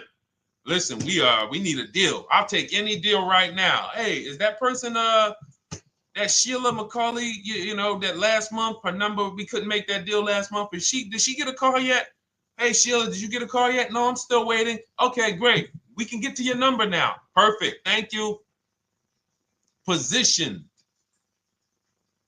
So we want you to be positioned when you use what we teach, whether it's the Cars from Home digital book, whether it's the Shop with Deshone. For those of you who are like, Deshone, let's do this together. I want the checklist videos. I want coaching. I want to be able to pop into the Facebook group, ask around. We can't give you that for $24. No author can give you the support. I got tons of books. Dare to Be a Man, In His Steps, Tony Robbins' book. None of these authors can give me support for the price I paid for their book. That just can't happen. But some of you are like, you know what? This is a big investment. I want to make sure I have access to, you know, systems for life. That's the Shop with Deshone done for you video checklist. And then you got coaching direct with me in our Zoom calls every second and first and third Wednesday. Twice a month we do. And then we got our private Facebook group with 1,600 people. And then some of them are sharp as me. I'm telling you, let's look at, you know, y'all know I brag about Rosalie. If you like Rosalie, if girl got 4 cars in within a year, you know. Her first car was the Infinity. She got her Infinity truck. And I was sharing her a lot last year when she got her Infinity QX60, but she recently shared that she got 3 vehicles. And hold on, where is she at? I just had her up. So this is the people that's in the group. Like, look, 3 vehicles. Big shout out to Deshone the Auto Advisor for making these incredible deals happen. 3 new leases for my sons with only first month's payment down. She got a Nissan Rogue, almost $37,000 vehicle, $399 a month, no money down. Mazda CX-30 Sport, $28,000 vehicle, $28,300, $339 a month. That's a 1.2% lease. And she got a Mazda CX-50 Premium Plus, $40,400 vehicle, $420 a month. 2 1% leases and a 1.2% lease. And the cherry on top, she says, I sold 2 leases. Some of you don't even know you could sell a lease. She said, I sold 2 leases. She had equity. Now, not every lease has equity. But if 8 out of 10 leases don't have equity, then 2 out of 10 do. So if you've just been dropping your leases off at the dealership, hey, here's my old lease. Let me get the new one. Hey, here's my old lease. And you have not assessed the equity. Could there be equity in it? Imagine how much money you've left on the table. Imagine how much, wow, I didn't even know you could sell leases. She sold 2 leases, 2 2021 Elantras, walked away with $6,737 in equity. Deshone, I could not have done this without you. Your program is a game changer. So this is what we want. We want empowered car shoppers. We want people who are not intimidated. I don't care what this market does, whether I need a new car, used car, whether I got bad credit, whether I'm a high mileage driver, it does not matter. We have strategies to make sure you are going to win in this market or any market. Does not matter. Okay? So, for those of you who don't know, the whole show was sponsored by my new digital book. It's called Cars from Home, 7 Steps to Saving Time, Money, and Avoiding Dealerships. It's 5-star rated. Thank you to everyone who's rated it, reviewed it.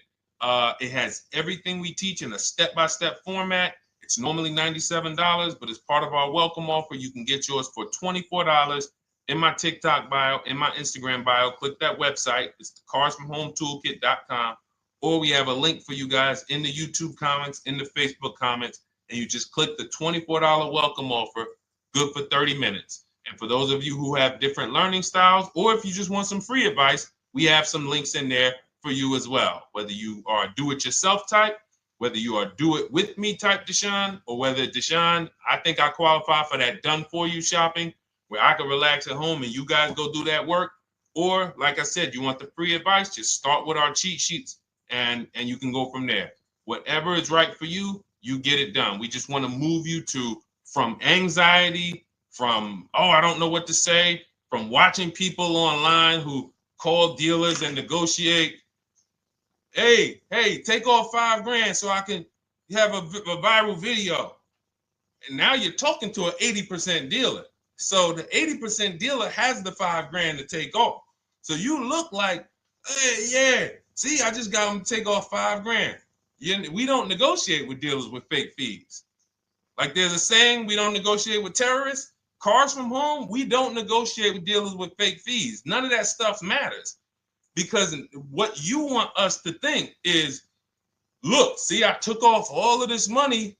Don't you want to buy the car now? But you took off the fake money. Had we been talking to a 20% dealer, what money are they taking off? The real money. The real money. So if we have two dealers, well, let's say 8, because y'all know I use the 80%. So the 80% are over here. The 20% are this small group over here that we got to find.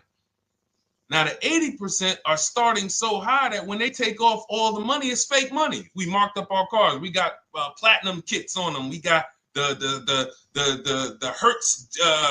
Hertz service plans on them, and the Simonized kit and the low, all of that stuff. Okay, so yeah, we done took off 5,000 for you, but 4,000 of it was fake. Meanwhile, this 20%, they don't have the fake. So when they take off 4,000, it's real 4,000. And we over here talking to these people. Hey, take off all that fake money. See, guys, you can do this too. So listen, we bidding is the way to go. You cannot negotiate your way to a below market deal, but you can get bids and it will make your life easier. You'll start to enjoy your car shopping. You'll start to feel like you're empowered. You're the prize. Someone won your business. They won your loan. They won the opportunity to buy your car. You are the prize. So that's what it's about. So we are here Monday through Thursday, 12 noon. Make sure you meet us live or tell your friends and family who are shopping, hey, hop on this show. We're live on TikTok, Instagram, Facebook, and YouTube. But we will broadcast the show for the rest of the day. So those who want to catch up on some things that you may have missed, or if you just jumped on and you're like, whoa, man, I missed a lot. We'll rebroadcast this show for the rest of the day. But tomorrow we'll be back, which will be Tuesday, May 6th, 12 noon. Meet us here live. Thank you so much. Welcome to the new followers. Thank you to everyone who gave me gifts. Thank you to everyone who bought a book. Thank you for those of you who are in Shop with Deshone. I look forward to your success stories. Always a pleasure.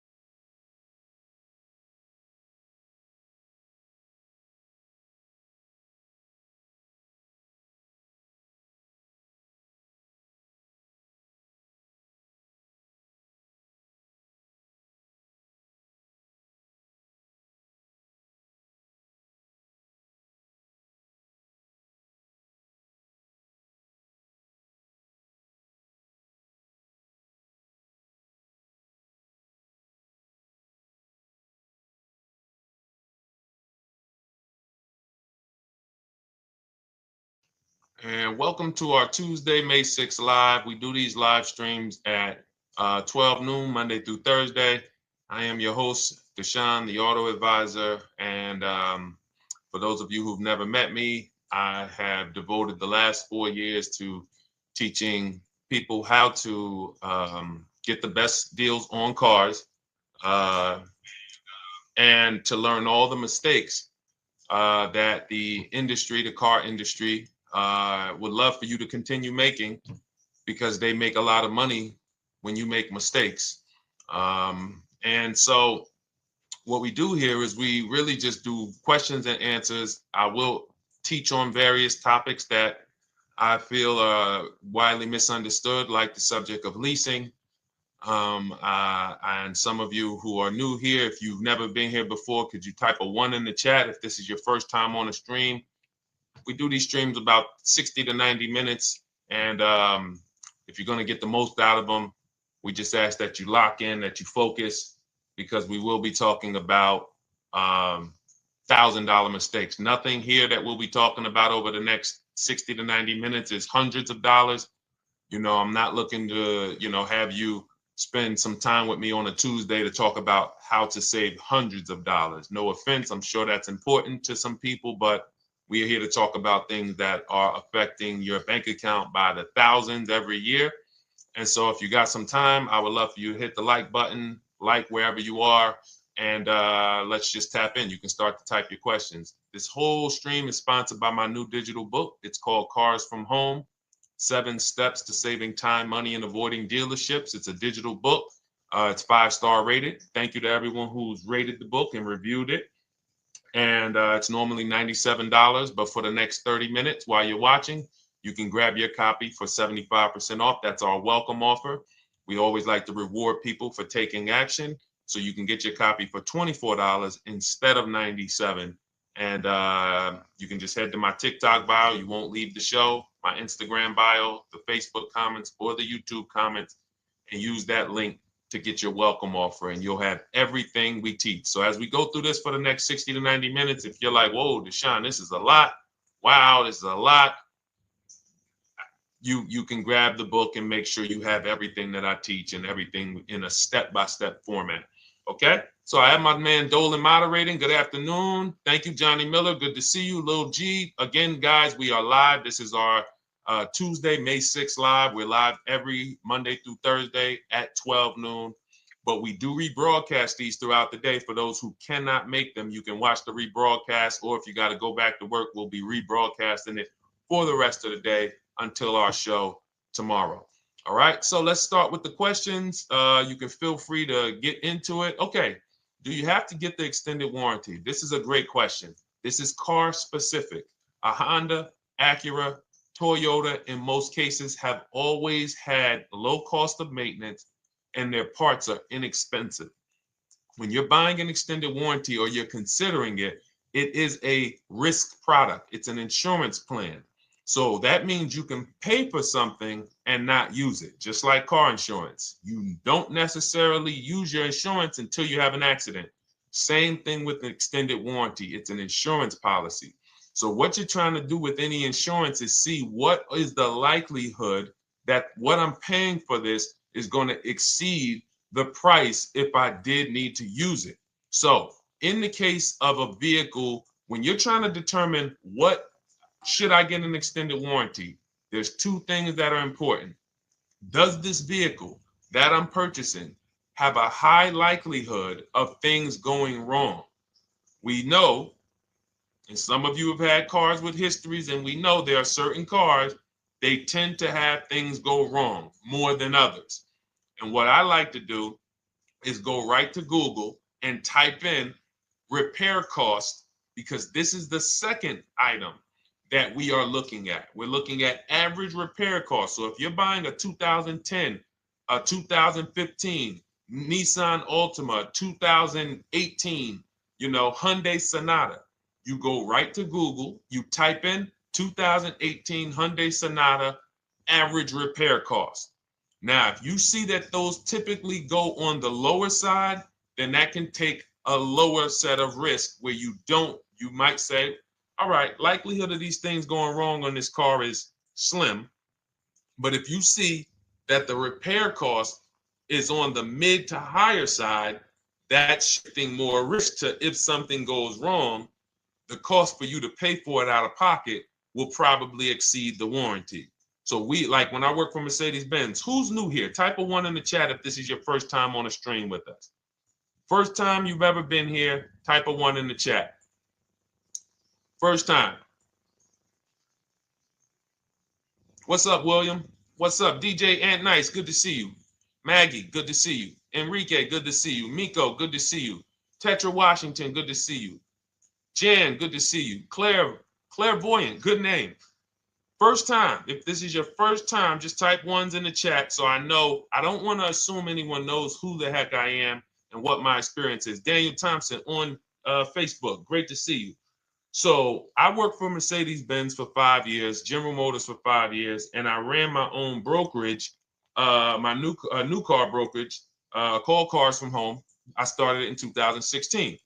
Now, when I worked for Mercedes, when people were purchasing a Mercedes, what I would tell them is buy as much warranty as you can afford. Buy as much warranty as you can afford, because I knew that when something breaks on a Mercedes, nothing's under $1,000, and typically it's $2,000-$3,000. So a $4,000 warranty on a Mercedes-Benz is usually worth every dime. But at the same time, we have cars that, again, less likely for things to go wrong. And then when things go wrong, if they go wrong, they can typically be repaired inexpensively. Good to see you, Arms Reach. Welcome on Instagram. Shout out to the people checking in live. Great to see you all. So that's how you're measuring extended warranties. You don't want to get an extended warranty on a vehicle that has a low cost of repair and a low likelihood of things going wrong. You can then take your money, put a little bit to the side, have a little emergency fund, that same $35 that you would have put into the warranty, or $2,500, you put that to the side over the course of a year, 2 years, put $100 a month to the side, and then have that be your cushion just in case things go wrong. It's better for you to have that money in your bank account, and if things go wrong, you take it to your mechanic. You must have a local mechanic. You guys know I swear by local mechanics on cars that don't have warranties. Even if you have a Mercedes-Benz, a BMW, an Audi, something that is typically harder to work on and takes more of a specialized engineer, there are still plenty of places that have those. I mean, there's shops where they used to be Mercedes-Benz techs. Now they have their own shops. This is who you want, because their cost, their labor is going to be probably 1/3 of what a dealership is going to be. So these are the resources that, again, keep more money in our pocket while getting us the same level of service and experience. Okay, great question. Welcome, Uncle Nene. Good to see you. Uncle Nene. All right, listen. Nicole, good to see you. All right, Dolan, you can pull up the next question. Feel free to start typing your questions.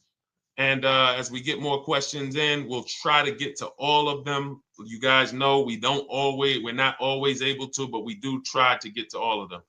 How do I shop around for the best lease deal without affecting my credit? Well, first of all, you're talking to someone who's, just so you know, I've taught thousands of people to lease. I've gotten 7 leases. Now, when we look at what we are doing with a lease, first, we have to consider how we want the information presented to us. We are not letting dealers tell us how they're going to quote us. We are telling the dealers how to quote us. So we are going to have all our quotes. Thank you to everybody hitting the like button. I see you. I appreciate you. And shout out to the sharers. As I see people who share, I always like to give the shout outs to the people who share this broadcast with their friends and their family. And thank you to everyone who's giving gifts on TikTok and Instagram. Appreciate you all. So what we are doing when we're telling a dealership, you give us a quote with first month's payment only out of pocket, 12,000 miles per year, and put all the taxes and fees into the payment, assume tier 1. So we are presenting it now in my book and in my Shop with Deshone programs, my video checklist. I have all the templates. If you're going to do this yourself, you just need to remember how you're presenting this. You can call around to dealerships, because there's 2 ways to do this. Shopping from home. Cars from Home is about showing you guys, and I'm going to be showing you guys a ton of payments. And listen, I don't want you to feel bad, because some of you are going to see that you've left a lot of money on the table. Part of what I have to do here, and I've been doing it for 3-4 years now, is I have to tell you the bad news. For 3 years, I did a masterclass called Everything You're Doing Wrong Buying, Selling, and Leasing Cars. We put probably over 15,000 people through that masterclass. But those were people who were willing to hear the bad news.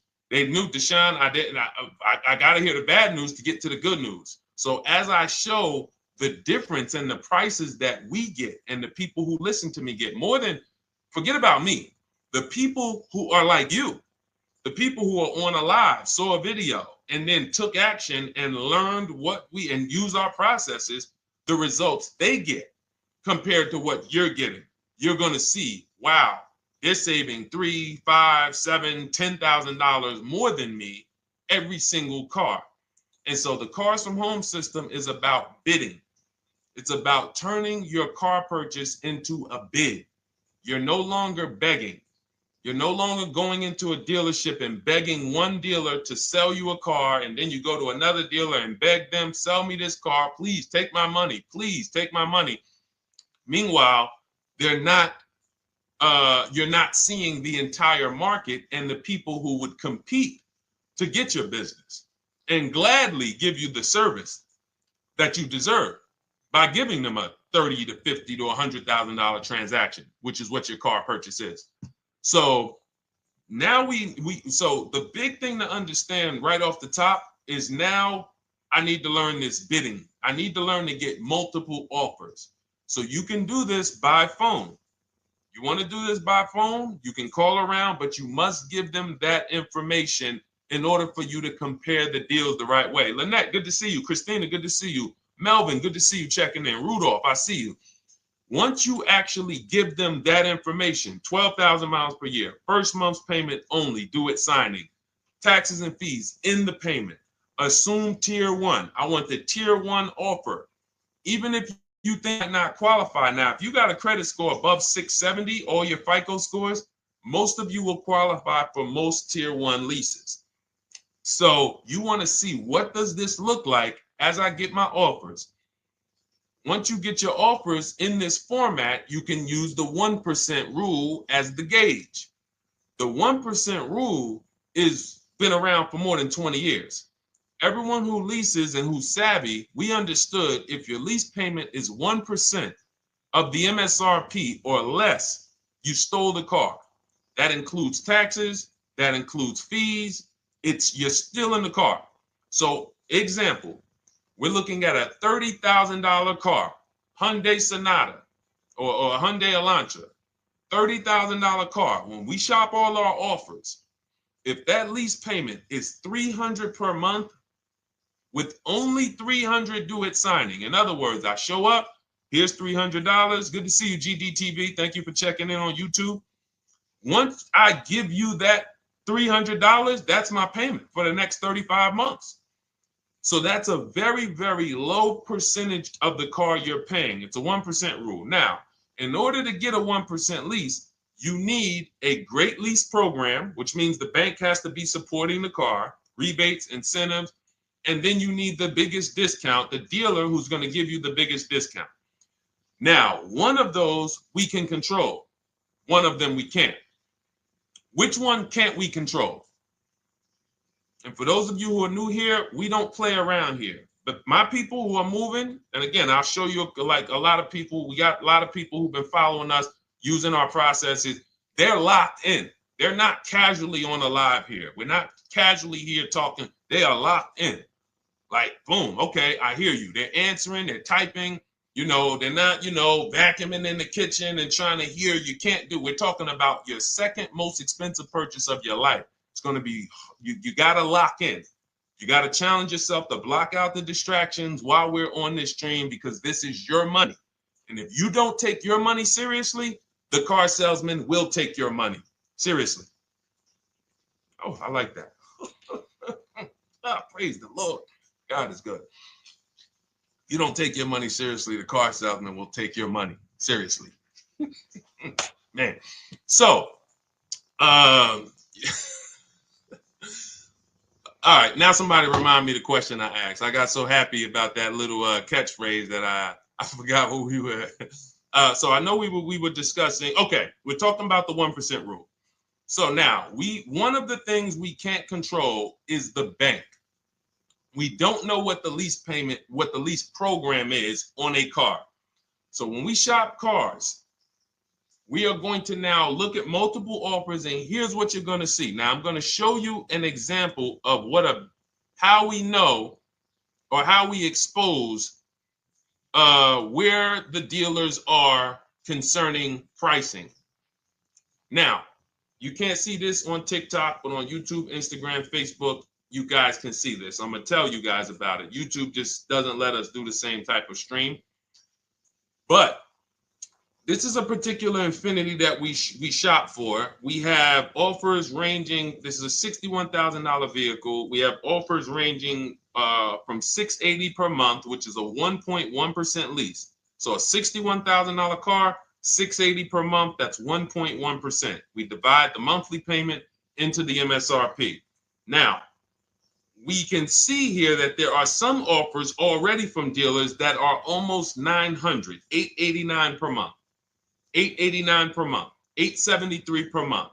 So now when we look and we say, whoa, how can we have we have all these dealers have the exact same car, yet one of them is $200 per month higher than another dealer. Exactly. We call them the 80%. The 80%, even after back and forth, even after, hey, we'll take off some money. All right, we'll drop the payment $50 a month. Their offer is still so high. It's a horrible deal. Now, why would they offer this?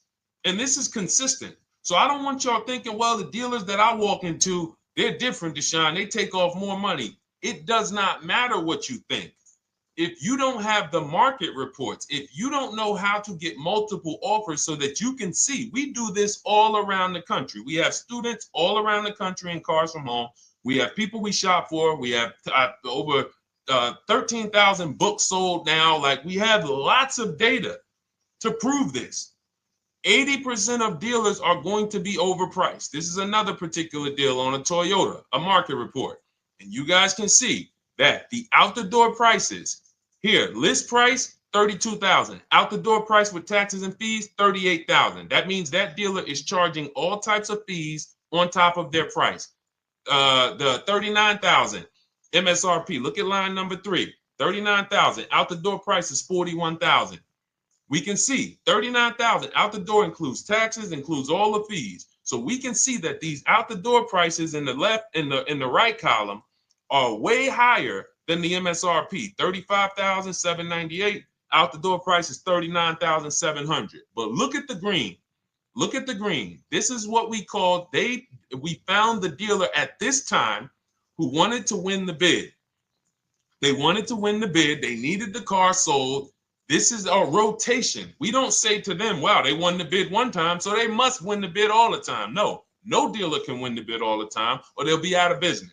But in this particular case, at this particular time, for this particular client, this dealer said, we're going to sell this car for $35,500, and out the door with taxes and all the fees, $34,994. That is a over $4,000 discount off this vehicle. When all the other dealers are, not only are they not giving you a discount, they're charging over list. And they might come and say, all right, we'll take off $500. We'll take off $1,000. We'll take off $1,500. They might start so high with you guys that you think, wow, they started up here and I talked them down. They took off $3,000 from me, but they already were $3,000 in fake fees, protection plans, and all of this padding, dealer adjustments, which is fake fees. So whenever they say, because the dealer gets a minimum of a 6% profit margin, from list to invoice, we have profit. From invoice to holdback to triple net, we have money. That's all the profit margin. On top of that, when we add a dealer adjustment, what we're saying is we're going to sell this car to someone who does not have the skills to find our competition. And they're going to come in, and if we got to take off $2,000 to make them think they won, this is what we're going to do. But what we do here, what people like Look, what people like Brian is going to do, look, just finalize my first ever lease using your system, 2025 Honda HRV, $30,000 vehicle, $395 a month payment. No money down. His initial quote was $434. He ended up using our calculator, which we have in our book and in our program. If we put all our offers into that calculator, it tells us what to counter. He gets that offer for $395. That's his deal. We look at somebody like, Wendell. Look, thank you. It's the least I can say for your book, Cars from Home. We're still in the middle of the process. Just sold our car today, like 10 minutes ago, for 30% above value. Why? Because he got bids. Look, using the insights from your book. I've read the book multiple times and told many people about it because it's that good. It's so intuitive and insightful. We'll be moving to the next step soon, and I'll write again. So now you heard him say we're moving to the next step soon. Step 2 in my book is the equity assessment. That's when we get bids for the car we have. We get bids. You're going to go to, listen, you should never be trading your cars in. Let me ask you all a question. Do we get the most money for you name me one thing that we get the most money for that thing trading it. Name me one thing. If I had this iPhone, do I get more money trading that iPhone in for another phone, or do I get more money listing it online and selling it to whoever will pay the most? Trading or selling? Let's go. Who's locked in? Tax advantages are very small. I understand you, Ronald, but the tax advantages, we have people that are selling their cars to cash buyers for $3 to $5 grand more than what they can get on trade. A tax value, a tax advantage for the difference is not, it's minimal. Exactly. Thank you, King Carter. You listed. So the money is in the bids and the competition. So going back to this person who asked the question, how do I get the best deal on a lease? It's going to be through multiple offers. That's my two favorite words. I would wear them on a shirt if I didn't wear unlearn, relearn. Because more than multiple offers, I need you to unlearn. Because the people who come with bad information from years, Deshone, this is not how my uncle taught me to buy cars. Deshone, this is not how I ever heard about getting cars. I was always taught just go in and just don't tell them about your trade and then ask to see the invoice and all of this stuff. That's what I was taught. Yeah, but you're not going to get the prices we're getting until you unlearn all of that bad information. Bidding is how we buy everything. When we go into the supermarket to get spaghetti sauce, all of those companies are bidding. They're bidding. Hey, listen, we'll sell you this for $3.99. Hey, we'll sell you this for $5.29. But we got a better product. We got quality. Look at us. Look, it's all bids. Everyone who wants to sell us something is competing, except car dealers. Y'all notice that? So the mindset that y'all got to have if y'all want to really win and save all of this money and get these huge discounts is I'm going to start purchasing and leasing cars like I buy other things. It's going to be a competition. And I promise you, your whole life is going to change. Your entire car buying experience will change forever. You will be sitting here just like my man Ken, graduated, $585 a month payment, no money down on his Nissan Murano Platinum, $50,000 vehicle. He's paying $585, no money down. $50,000 vehicle. How much would a $50,000 vehicle cost us on a loan if he purchased it? How much would a $50,000? Some of you know every $5,000 is how much per month. Let me see who's locked in. Who's locked in? Every $5,000 is how much per month on a loan. I see you, Daniel Thompson. Check in. Good to see you, Dang. Thank you for breaking it down with complete truth. Keeping eyes wide open to know what to exactly expect. There you go, Dang. Welcome. Glad to have you here. We do not play around when it comes to this. All I want you doing is winning with cars, in love with your deals every time you get a car. All right, nobody knows the $5,000. How much is every $5,000 on a car payment?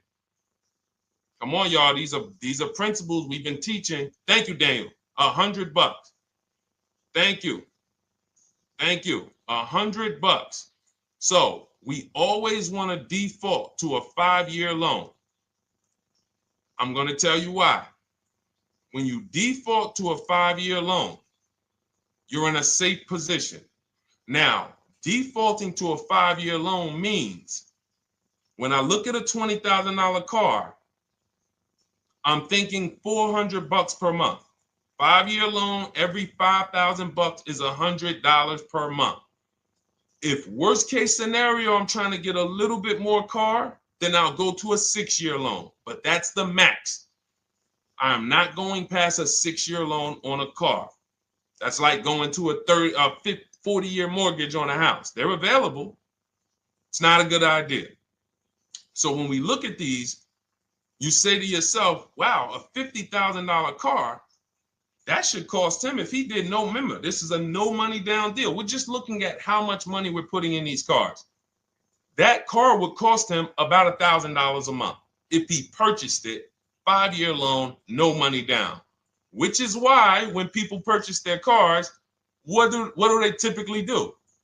Come up with a ton of money, 10 grand, 15 grand, 20 grand, because they're going to pay into that car to try to lower that payment, because that payment. But some of us who don't have the down payment, we're financing most or all of the car. But here's the thing. I don't want you to feel bad if you're one of those people who's like, Deshone, I really don't be having those down payments of 10 grand, 15 grand, but I want to drive something quality. Exactly, I hear you. Here's the bad part about the people who are putting 15 grand down on their cars, but they're breaking the 8-year rule. This is what we call in Cars from Home and everything I teach, the most important question is how many years are you going to keep this next car? If it's not 8, then we don't purchase those cars, because here's what happens with people who go into their bank account, slap $15,000 down in a car, and don't keep the cars 8 years. And if anybody's willing to be honest, they will confirm this right here on the stream. When they go to replace that car in 3 years or 4 years, they literally have a little bit of equity. Maybe they're just breaking even. They're not getting that 15 grand back. It's gone. It's gone. Anyone who puts 10 grand down on a car and then comes back in 3 years, 4 years, all right, I had the car 4 years, 5, listen, I'm going to switch this thing up. They still have a payment. They are barely breaking even. Meanwhile, their payment was $400 or $500, almost double what it would have been if they leased a car, got a below market lease, and they drove a car, no warranty after 3 years. They're driving an inferior product. So if it sounds like I'm here to destroy people from purchasing who are not keeping their cars long term, that is the goal. Because as long as you are buying cars that you're not keeping 8 years and you buy them, you turn around and you replace them, you are going to continue to spend way more money than people getting below market leases like Ken and like a lot of other people I'm going to show you on the stream. Lots of other people. Look, dealer American Senior Benefits Plan. He's enrolled with us under his company name. Dealer MSRP on this car was $36,300. 2025 Kia Sport X line. MSR boom boom 561. Monthly payment is $400. Use the system back and forth. Got $400 a month on a 2025 $36,000 car. Once we put our taxes and fees in that would be a $700+ payment. $700 payment. He's paying $400. And y'all wonder why people are losing cars. $300 more per month to drive the same car? It's ridiculous.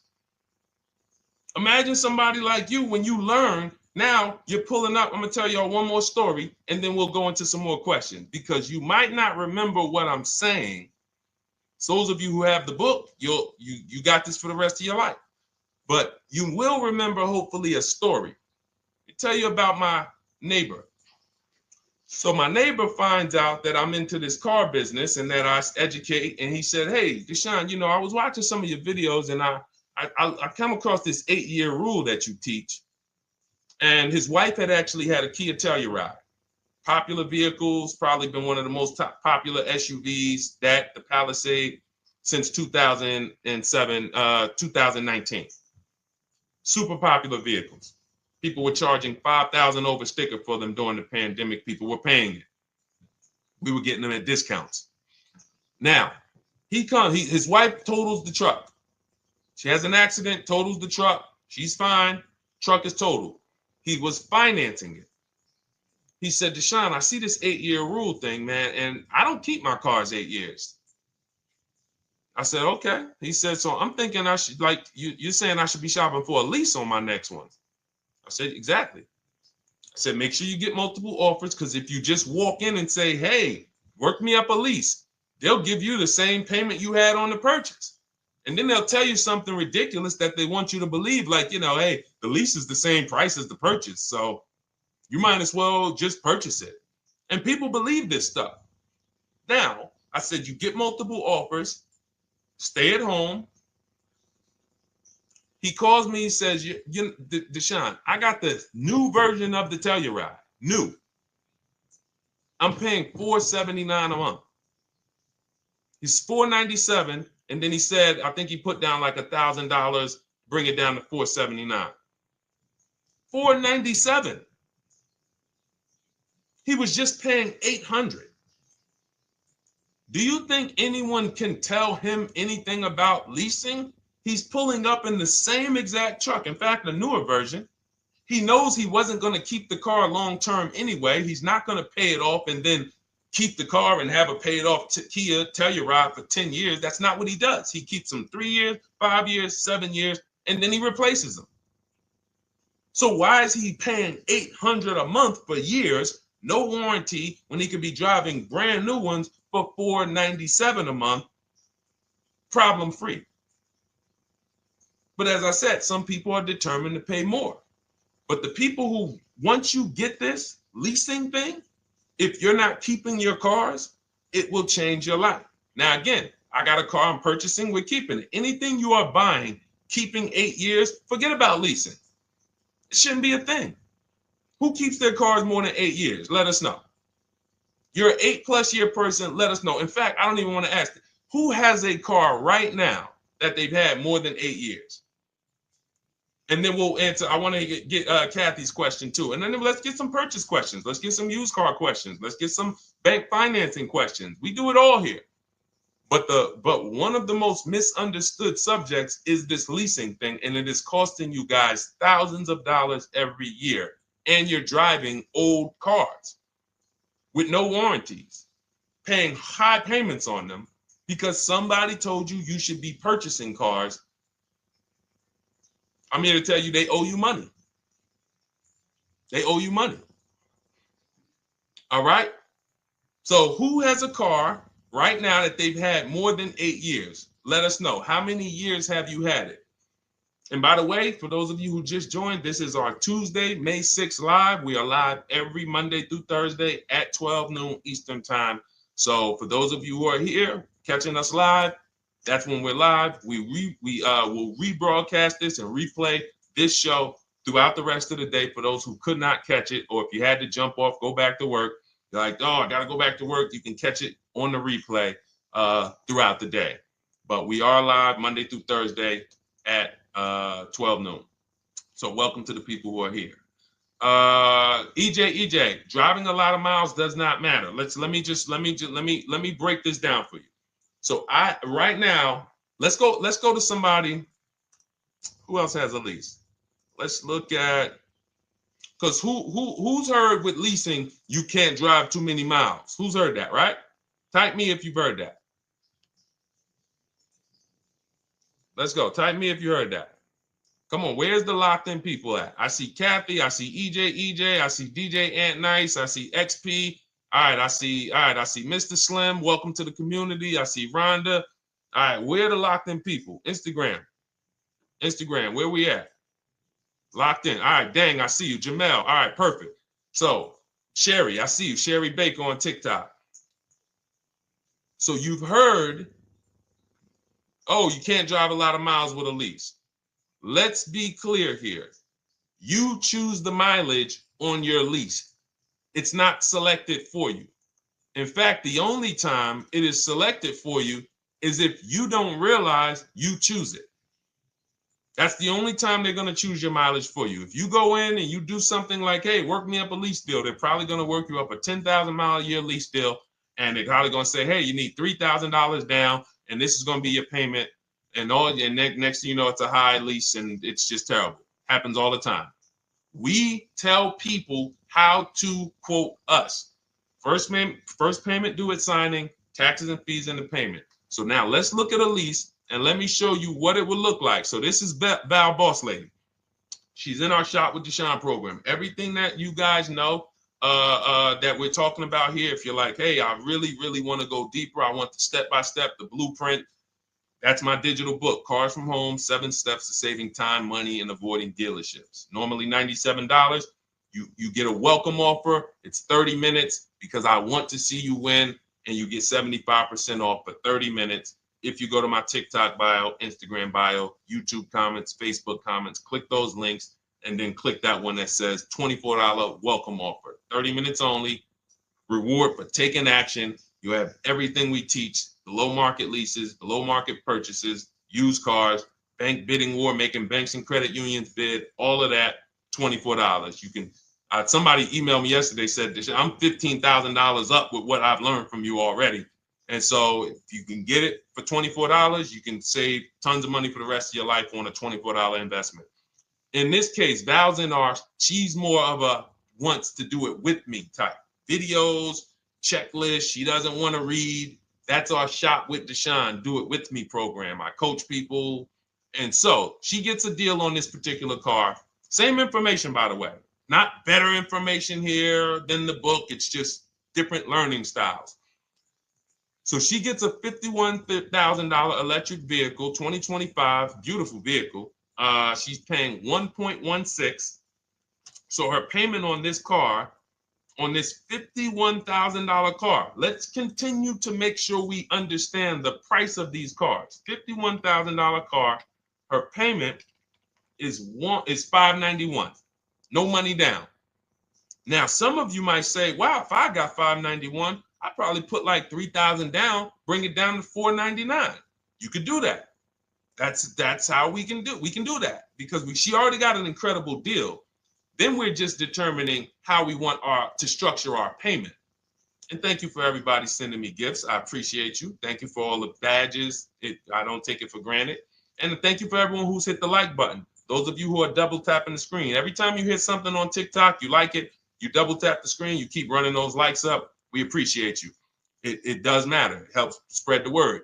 So let's say Val wanted, she's a high mileage driver like EJ. Let's say, EJ, how many miles per year do you drive?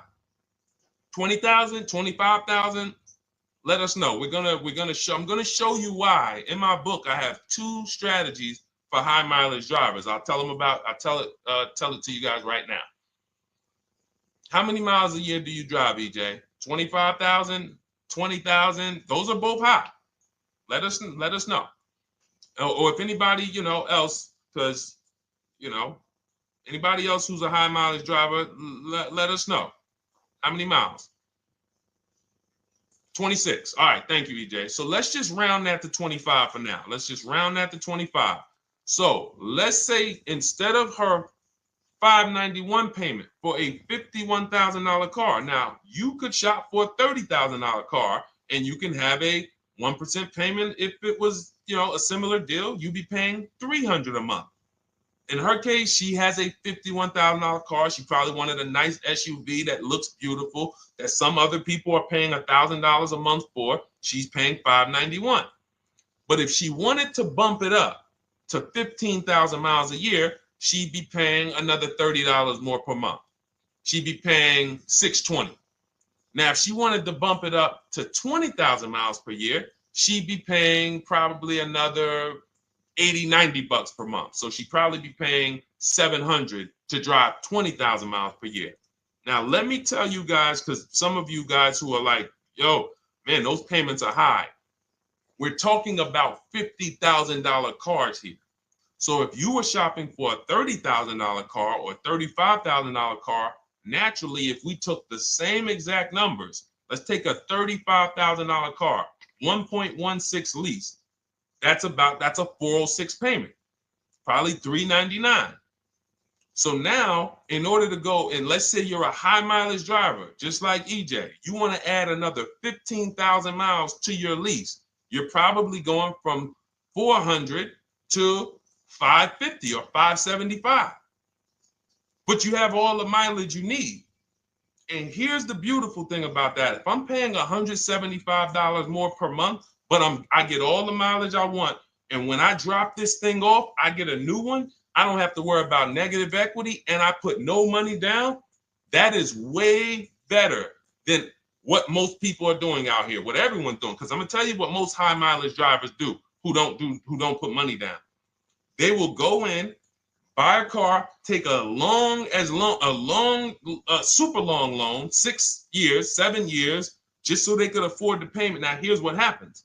They drive the car, they put 25,000 miles a year on it. They come back in 3 years or 4 years, and they say, wow, I got 100,000 miles on this thing already. Let me go and swap out the car. What situation are they in at that point, guys?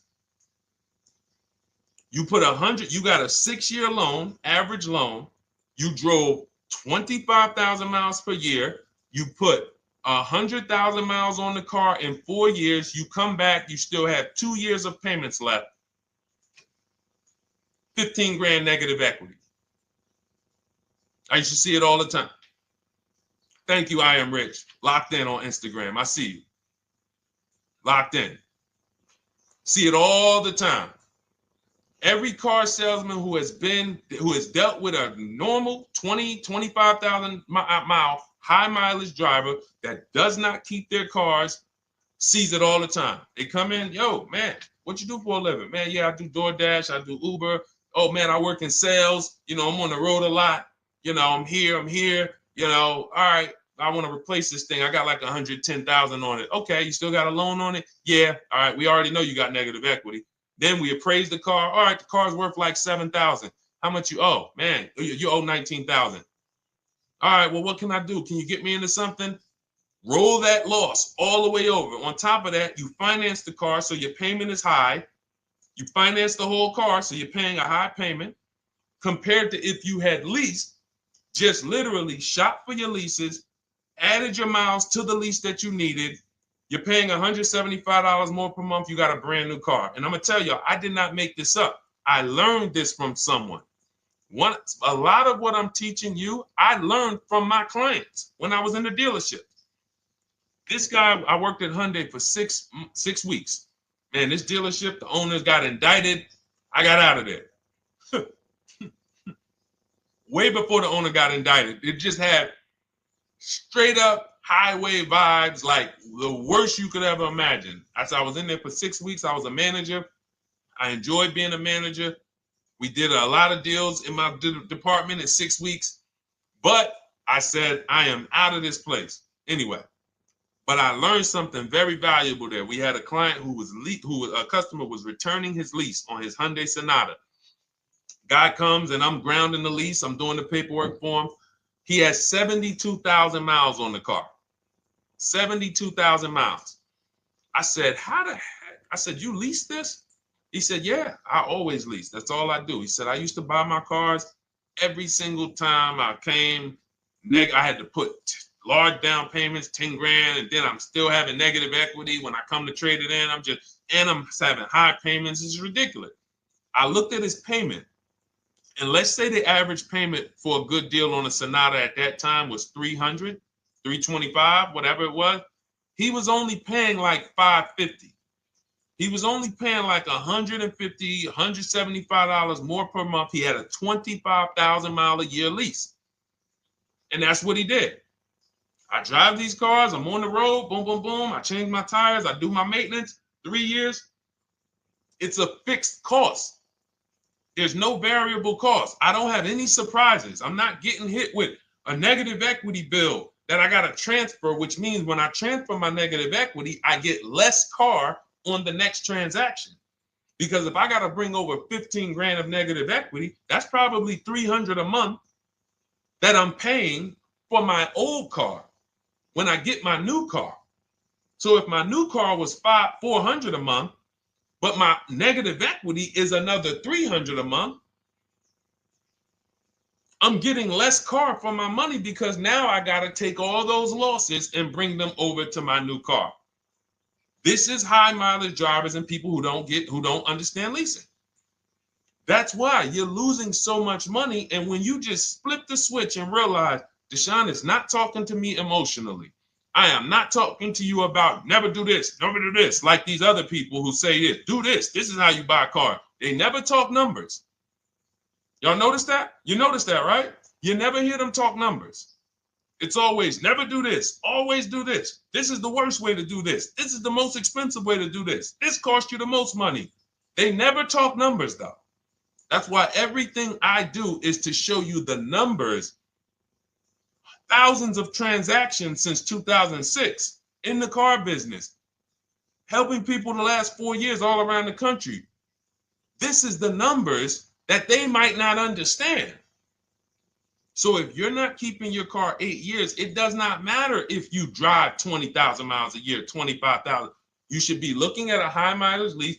Or my second strategy for high mileage drivers is this, because some of you want a nice car. This is for my people who you're like, man, Deshone, I'm on the road. I got my car that I do my work in. I kind of, slep it around.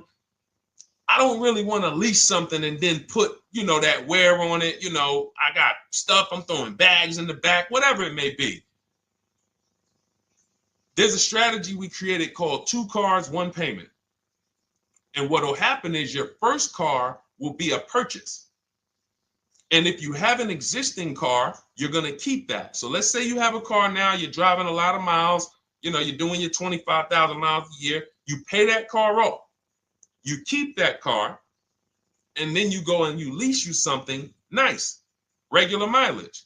So you might get a 12,000 mile a year lease, and then you drive 12,000 in your mileage car, 12,000 on your nice car. Because some people are like, I want a car that I could, when I need to go somewhere nice, this is what I want to drive. When I'm with my family, this is what I want to drive. But when I go to work 5 days a week, I'm going to drive my mileage car, 3 or 4 of those days, and then I'll take the lease maybe 1 of those days, and I'm splitting the mileage. You still have 1 payment. It's low.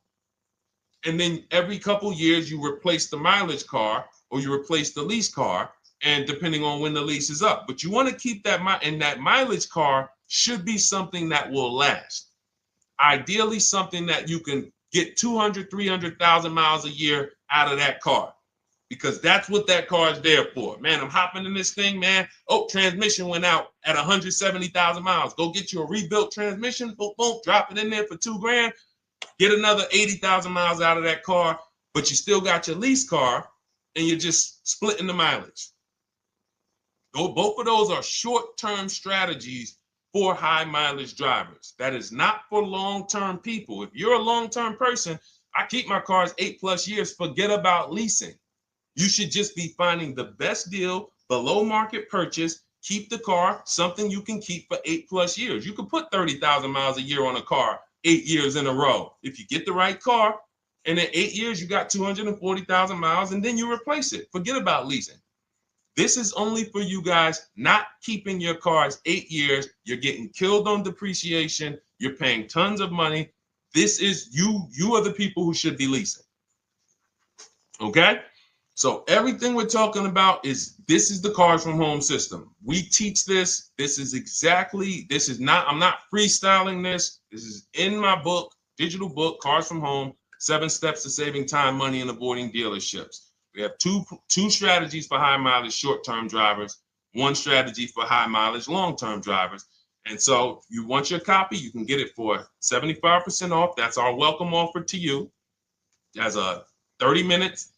Welcome. Thanks for being here. I want to reward you. If you want everything we teach in a step-by-step way, go grab your digital copy. It's in my TikTok bio, it's in my Instagram bio. Click those links. We also got a link in the YouTube comments and the Facebook comments. Grab your copy and make sure as soon as you purchase, screenshot the thank you page. You're going to see thank you for your purchase. Screenshot this page because it has my support team's email on there. And then there's a link for you to open the book right there. You can save it right to your computer or right to your phone. Okay. But and we also have a special for those of you who are like Deshone. What about that, video checklist and coaching program? That's lifetime access to my video checklist. You're like, maybe Deshone, I don't really read. I like step-by-step videos. And also, I want to be in your Facebook group. We have 1,600 people before you that are in that group, 2,300 people that are shopping with us that have a lifetime access to our video checklist. We have a $200 special for that welcome offer. And so I'm always about rewarding people for taking action with a special offer. It's limited time though. And so get in where you fit in. All right, let's keep it going. Thank you, Corey. Said amazing knowledge. Thank you. And I'm glad I saw somebody said that's a great idea with the 2 cars. Thank you. It's a great idea. All right. You've convinced me to lease my next vehicle. Awesome. Awesome. Does your service shop for lease terms on the car? Absolutely. If you qualify for done for you, that means you just want to relax. That means we only shop for new cars and leases for people, new purchases and leases. And you have to have a FICO score over 670. But yes, here is a market report that we prepared for a client. Let me put on do not disturb. Here's a market report we prepared for a client. Okay, so I showed you that that's an affinity. We didn't even finish that. We had just started for this client. But this is, do I have one here? No. Do I have a lease market report here? Yeah, right here. So that's an example of what a Kia, this is a particular Kia lease where their best offer was a 1.27 offer. Now, here's how you know you found the bottom of the market. And again, whether you're using the book or whether you're calling around, again, you can call around to do this. The key is not going into dealerships. You cannot do this going in. Once you get your offers, you know you found the bottom when your best offer is between $150 to $200 less per month than your worst offer. And if you're purchasing, you should see a spread of between $3,000 and $5,000 minimum between your best offer and your worst offer. That's when you know you've shopped correctly. Because until you find the 80% dealers, you have not shopped correctly. If you're like Deshone, these prices still seem close. You have not found, you're talking to the 80%. You haven't found the 20% yet. Because the 20% is going to be that $3,000 to $5,000 less than the 80%. That is just the numbers. That's the way it works. So yes, so when some cars you're going to see that the lease program won't allow for a 1.1% lease. The best offer, like, we've shopped Hyundai Palisades for years. And I got my dad one back in November. And his best offer is like around 1.3, 1.28. That's the best I've ever seen on a Palisade. I've never seen a 1.1 on a Palisade. I've had people in our Charles. Some of you know I posted pictures of him when he got his Palisade last year. We clear out the old pictures because we got a bunch of new people with 2025. So we're not going to sit here and talk about 2024s anymore. We got Ken, we got Melissa, we got Sheree, we got a bunch of new people, just Ralph. We're not going to, but I do remember posting Charles who got his Palisade and he's like, he shopped, used the system, got his multiple offers. Best deal was 1.3.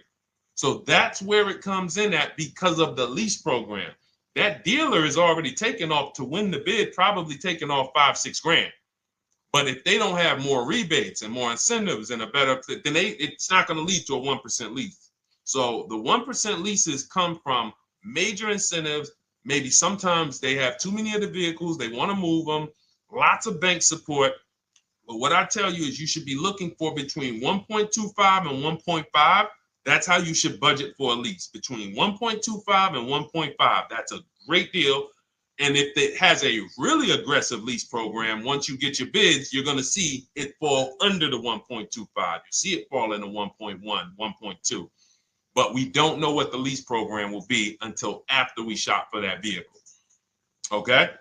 So yes, absolutely. It's an empowering way to shop. It's also fun because you can see, man, I'm not begging anymore. Like, these people are like, please do business with me. Please do business with me. You know, and then you start to feel bad for everybody who's still in those dealerships doing it the old way, because you know they're talking to the 80%.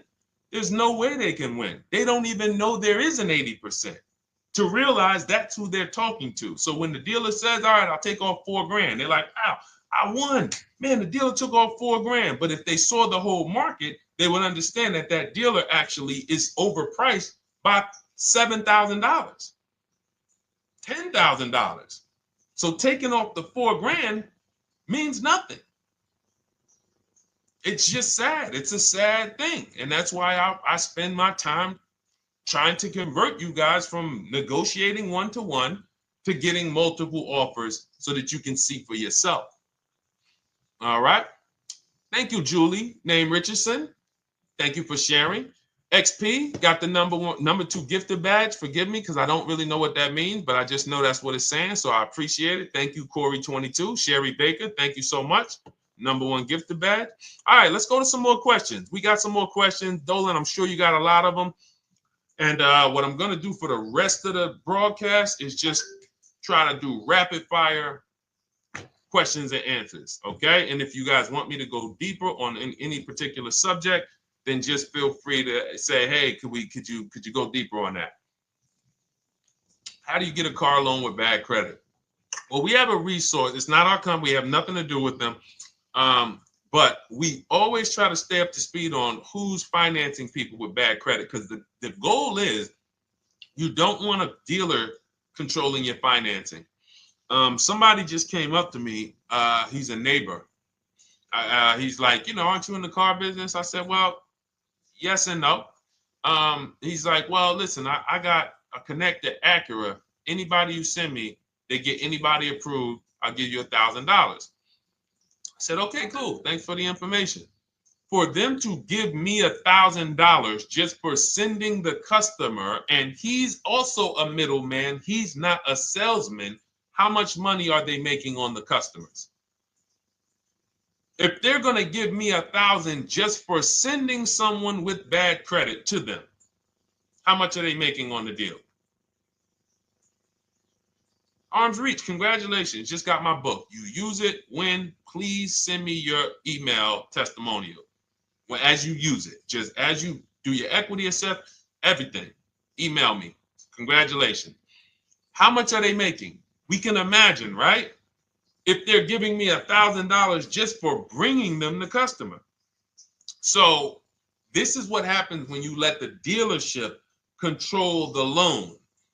Because why do we separate? All right, I'm going to break something down I call the 3 pillars of great car deals. Three pillars. You can't get a great car deal without maximizing each pillar. And some of y'all that have been with us for 3 years, y'all already know the 3 pillars. First, who you buy your car from. Second, who you get your loan from. Third, who you sell your old car to.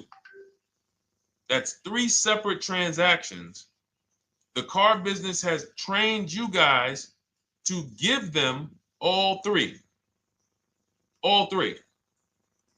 The car business has trained you guys to give them 3 transactions. Anytime you purchase the car, who's done this? Be honest. Purchased the car from a dealership, sold them your old car, in which case you call it a trade, and they got you your loan. Who's done this? 3 transactions in one. Why do we know these are 3 transactions? One, there's competition. People want to buy your car. It's okay, Corey. That's that. Thank you for being honest. That's how we change. The reason why we know that these are 3 transactions, because there's people who want to compete in every one of them. There are people who want to buy your car. That's why step 2 in our book, we never trade. We get offers from CarMax, Driveway, Carvana, AutoNation, Car Gurus, Kelly's Blue Book Instant Cash Offer. It's a bid. We just had someone sell their lease. Miss Hickman, she sold her lease, made $4,700 selling her lease. CarMax won the bid. Drove the car for 3 years, had equity.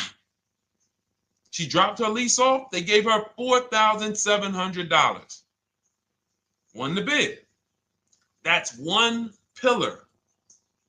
Second, who I'm going to get my loan from if I'm getting a loan. Those of you who are paying cash or leasing, this is not a pillar. But we need to bid out our loan.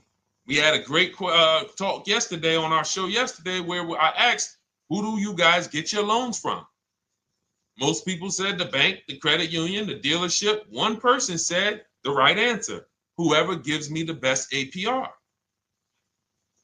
That's the right answer. And then we have who we buy our car from.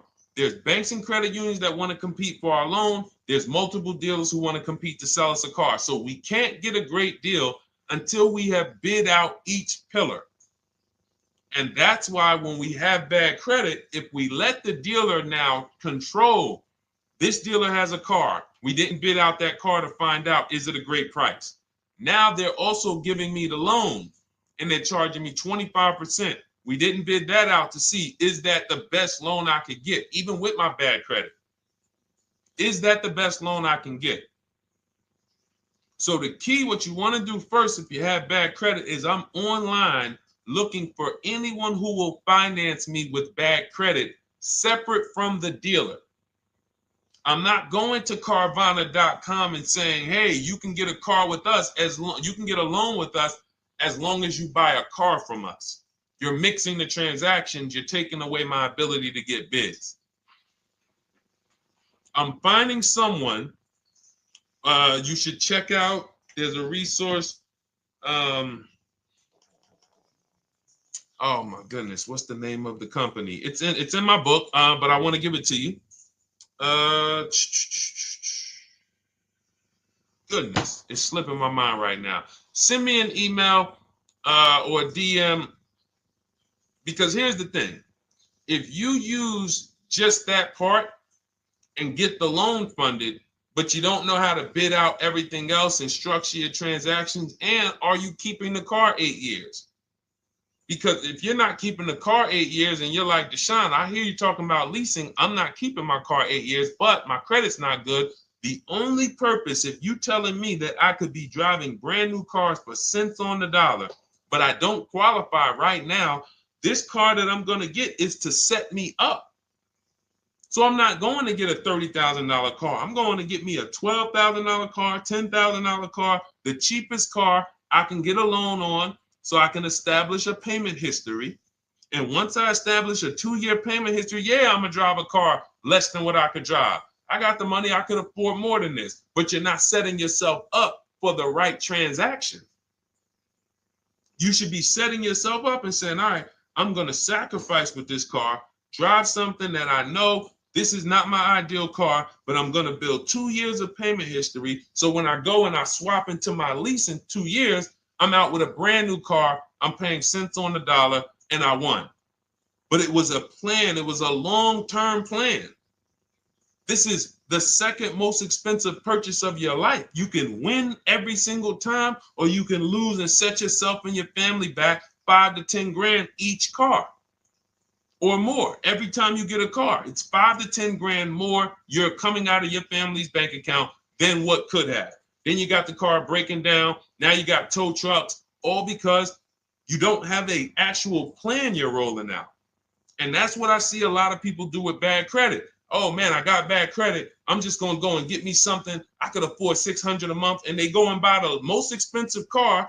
But because 25% interest is on the loan, they're not getting the most car for their money. Now, 3 years down the road, they're going to pay the high payment, still have negative equity because the interest is so high.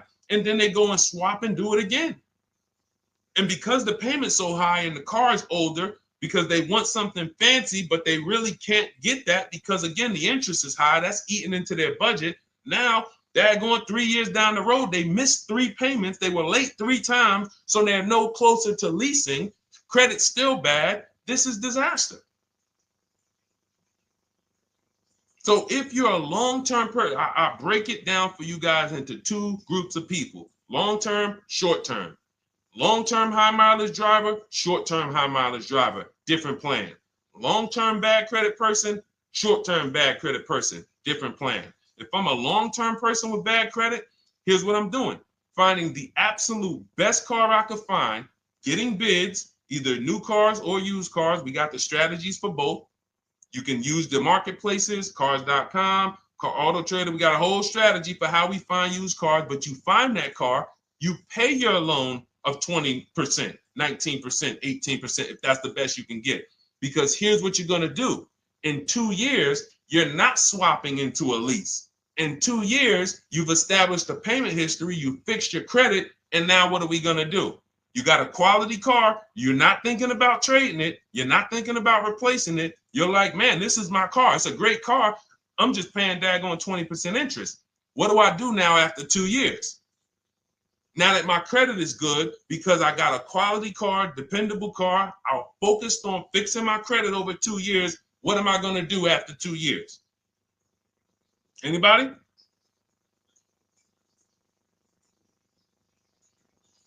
Thank you, Arms Reach. Refinancing the car. Exactly. Exactly. So that's the bad credit long-term strategy. Great car, dependable car, car's not going to break. This car is going to last me 10 years. Right now, when I bought it, 20% interest rate. That was where my credit was. But I worked on my credit. Boom. I'm a 690 now. I'm a 720 now. I'm refinancing that into a short-term, into a shorter-term loan, and I won. Pay this thing off, and I'm going to keep it. Nothing to talk about leasing. Leasing only comes into play where the 8-year rule is concerned. I'm not keeping this next car 8 years. I should be setting myself up to lease, or I should be leasing. That's how I'm going to save the most money, keep the most money in my bank account, have the best car. Not even close. Not even close. All the wins for the purchasers are after 8 years. People who are like, man, Deshone, I got a car, man. I had this thing 12 years, man. It's been paid off for 6 years. I ain't had a payment. I love it. Long-term purchaser. You won. You won. Who's in that situation? Who has a car outside that they've had for more than a decade? Paid off. You can give it to your son. You can give it to your daughter. It's an extra car. That's purchasing. That's the wins. That's what we call the reward stage of purchasing. But you got to get there. All right. All right. Let's go. A lot more questions. We got probably another 20 minutes. We'll stay on. So let's keep it moving. But again, Lynn Buzz. That's the company. Lind, Lendbuzz. They started, I started seeing them about 18 months, 2 years ago, and they were loaning to people with, international students, people who didn't have credit.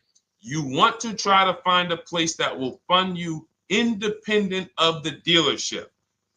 That is what your goal is at all times. Independent of the dealership. Here, you qualify based on your income and your credit. You qualify for $18,000. Go find a car now. That is what you want. You don't want people mixing the bank loan with the car and two pillars that they are controlling. We're controlling the price of this car. We're controlling your interest rate. We don't want that. Yep, exactly, Cindy. For those who just joined, this is our Tuesday, May 6th live. We do these lives Monday through Thursday at 12 noon, so you can tell your friends, family. We wanted to now come up with a constant and consistent time where I can meet with you guys. If you don't have, if you can't stay the whole broadcast, we will replay these throughout the day because sometimes people got to jet back to work. They're watching us on the lunch break. You can catch up on the whole rest of the show throughout the day, all the way up until tomorrow, and then over the weekend, we'll play a whole compilation of all the shows for people who really want to dig in and hear all the questions that we answer throughout the week on, Monday through Thursday. But if you want to join us live, set your calendar, set an alarm, meet us on any channel. We're on TikTok, Instagram, Facebook, and YouTube on the Deshone the Auto Advisor channels, 12 noon, Monday through Thursday. All right. Let's go. Next question, Dolan. All right. What are your thoughts on purchasing used versus new? It's a great question, Kathy. For me, it's a matter of budget and values. It's only a matter of values if you can afford both. So if you can get everything you want in a new car for your budget, everything you want, everything that you need, and you can afford it in a new car, you have the option to choose both. So it becomes a matter of values. In my book, I teach, are you a person who's like, I want to reward myself. I only get a new car every decade. I'm going to keep this thing 10 years. I want the latest and greatest. Therefore, I'm going to shop and get the best offer, get me a below market purchase. Because y'all notice I always put in a caveat of a below market purchase, below market lease. That's all we're talking about here with Cars from Home. That's all we're talking about. You need to, every purchase you make or lease you get, you want it to be a below market lease or purchase.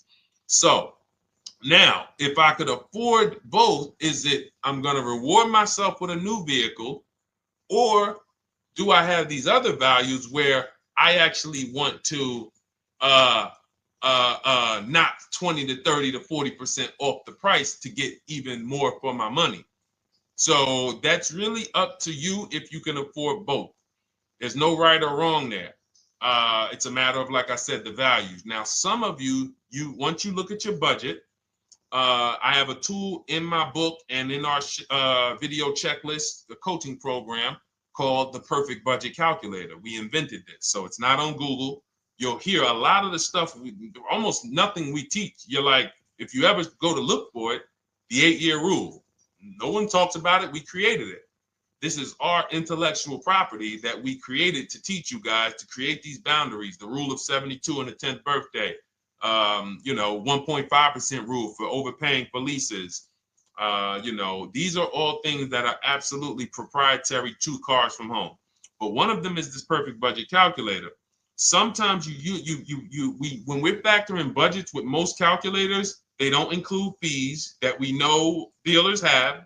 And I'm talking about legitimate fees, tax, documentation fee, motor vehicles.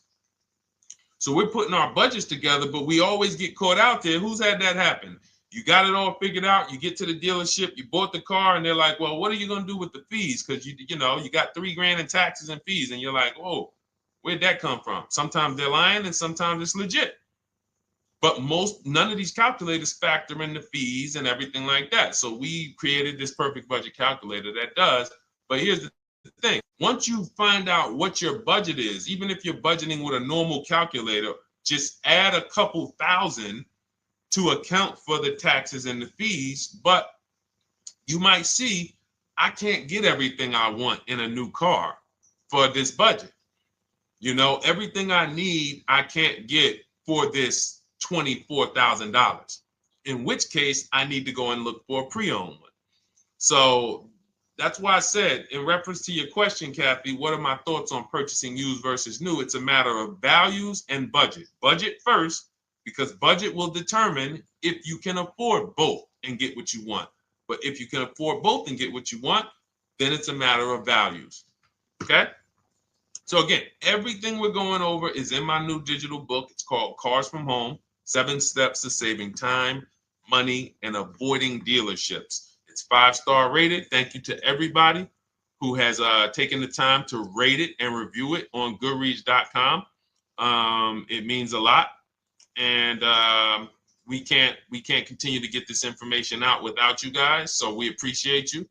And you can get your copy instead of $97. You can get your copy for $24 as part of our welcome offer.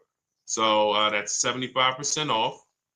If you go to my link in my TikTok bio, Instagram bio, the YouTube comments, and the Facebook comments, we have a link there for you guys. And you can grab it. It's a digital book, so you don't even have to wait. It'll be in your inbox by the time you jump off the stream. But make sure when you get it, you screenshot that thank you page because it has my support team's email. Sometimes you may be rushing, you're trying to get back to the stream and you type your email in wrong. Also, as soon as you purchase, the link to open the book is right there. So it'll say open the book below. You can save it to your computer. But I would rather you get it for $24 than $97. Although we've sold a lot at $97 because people feel it's worth every dime. You're going to save thousands and thousands of dollars for the rest of your life using what's in the book. Your first transaction, you probably save $4,000 to $6,000 to $8,000 depending on the car.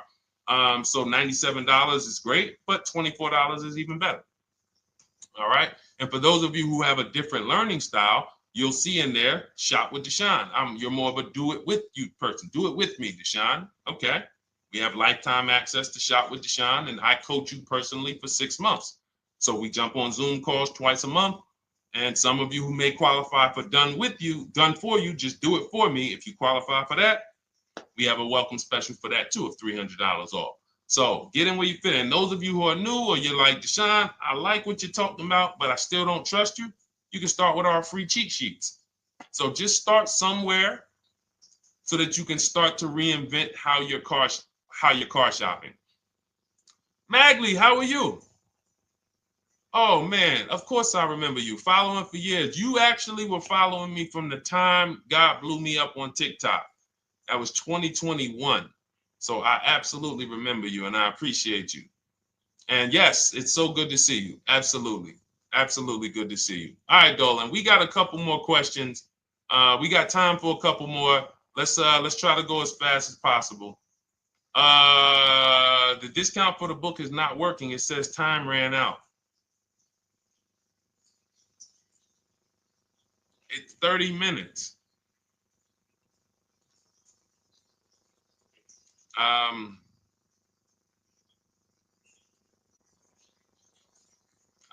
don't know. I don't know. Y'all help me out. I don't know what to do with that. I'm sorry.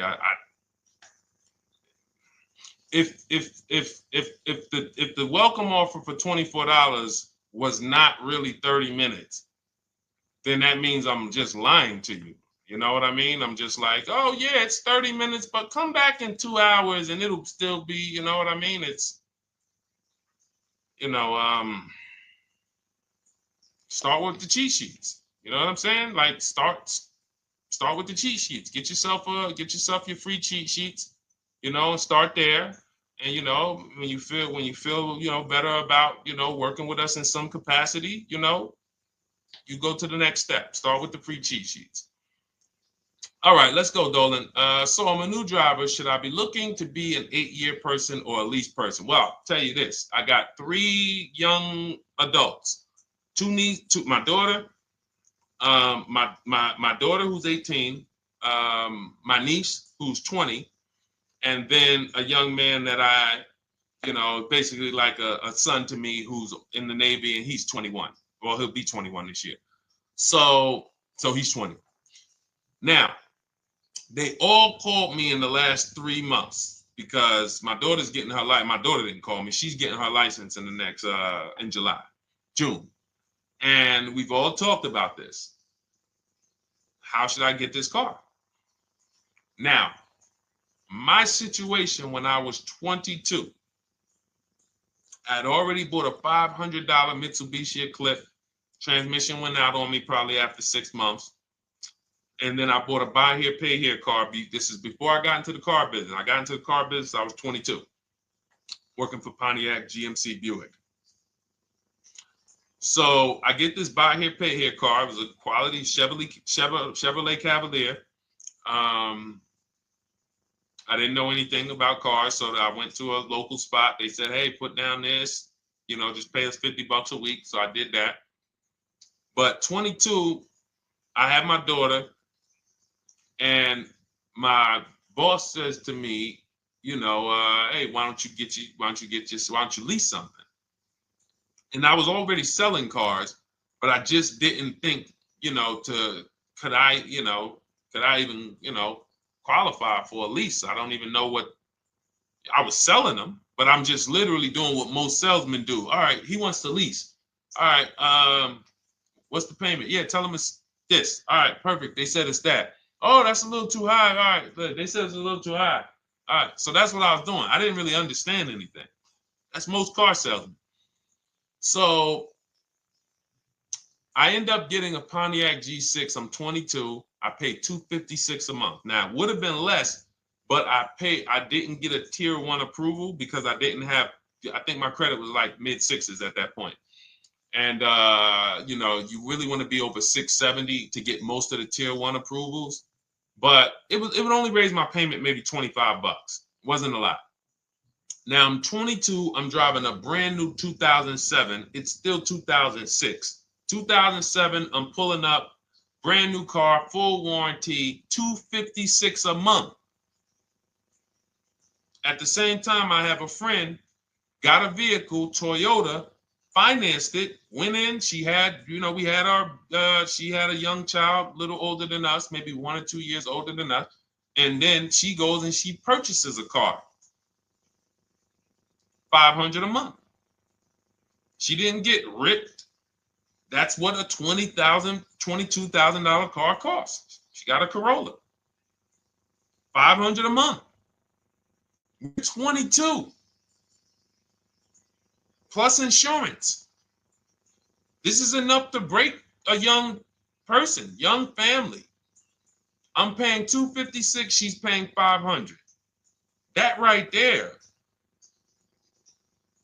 When I tell people that story, it's amazing to me how many people will say, Deshone, when I got my first car, my parents took me out. We financed this car. We financed this. I was paying $400, $500, $600 a month. Whether the parents were paying some of it, or they were paying some of it, or they were paying all of it.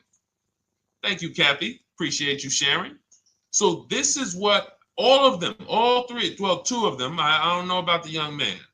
Because his parents.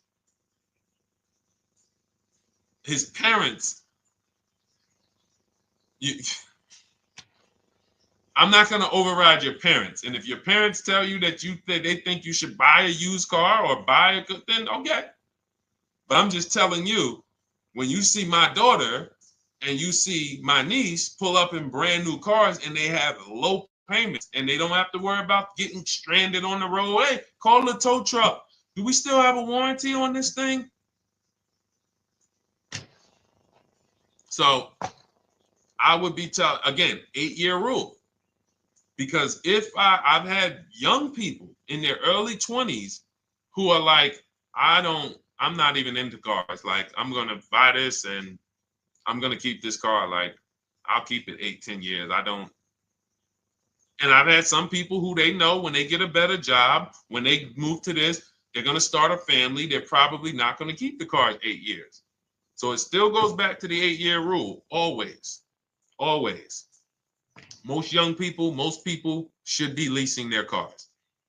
That's how I did very well throughout my 20s. Praise the Lord, because I did not have high car payments. I didn't have cars breaking down on me where I had to be like, oh man, couldn't get to work today. Not many 20-year-olds, 23-year-olds are keeping cars 8 years. So when you're putting them in used cars, you're really setting them up for failure in a lot of cases, compared to if they were just leasing, getting look, because some people be like, wow, are $300 car payments still out there? Oh yeah, they're still out there. Just you just are shopping for the right car. I know India had her look, Rosalie, she's in our done with you video checklist and coaching program, like Cars from Home. She's, this is our Facebook group she's commenting from. 3 vehicles she got, all for her sons, all of them. A Nissan Rogue, $399 a month. That's a $36,600 car. She got a Mazda CX-30. That's a $28,200 car. Payments $339 a month. $339 a month. And then she got a Mazda CX-50 for her other son, $40,000. On top, we haven't even talked about the equity and leases and selling leases and really maximizing her equity, because she said she got $6,700 selling 2 of the old leases. $6,700. Drove the cars for 3 years, had equity, bid it out, sold 2 of them, $6,700. You're probably like, Deshone, I didn't even know you could sell a lease. My question is, how much has that cost you? So when you're looking at investing in anything we're doing, be it my book, be it Shop with Deshone, our video checklist and coaching, be it our Done For You program, one thing that we do covers everything. Your first deal, if you're moving, you're gonna be like, shoot, I got everything I just invested back times 10. That's what we hold ourselves accountable to. Just her equity alone, she made $6,700 selling 2 cars. Didn't even know I could sell leases, and I just put $6,700 in my pocket selling 2 leases. Whoa. So $300 payments. Those would be perfect cars for young people. $339, that's with no money down. Imagine if she wanted to put another $2,500 down, bring the payment down to, $275. This is the way to be moving. And those of you who are getting this, are you getting this? If you're getting this, type some dollar signs. Who's getting this? Who's getting this? Type dollar signs in the chat. Who's getting it? Let's go. Who's locked in?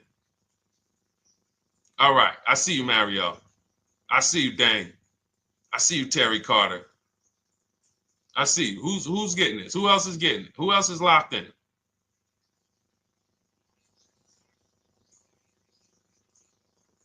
A lot of y'all on here. Listen. I see you, DJ and Nice. I see you, Arms Reach. And I can tell the people that's locked in because they be like, all right, Deshone, you said you're here for 90 minutes. I know we got about 3 minutes left. I'm hanging for this whole thing. I don't want to miss anything. Shout out to the people that are locked in. All right. Go ahead, Dolan.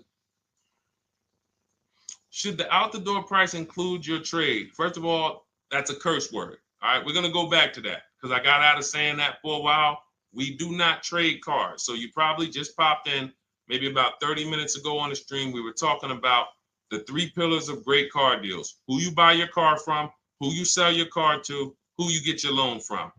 You in order to get a great deal, a below market deal, you must get a great deal from each one, which means you bid out each one.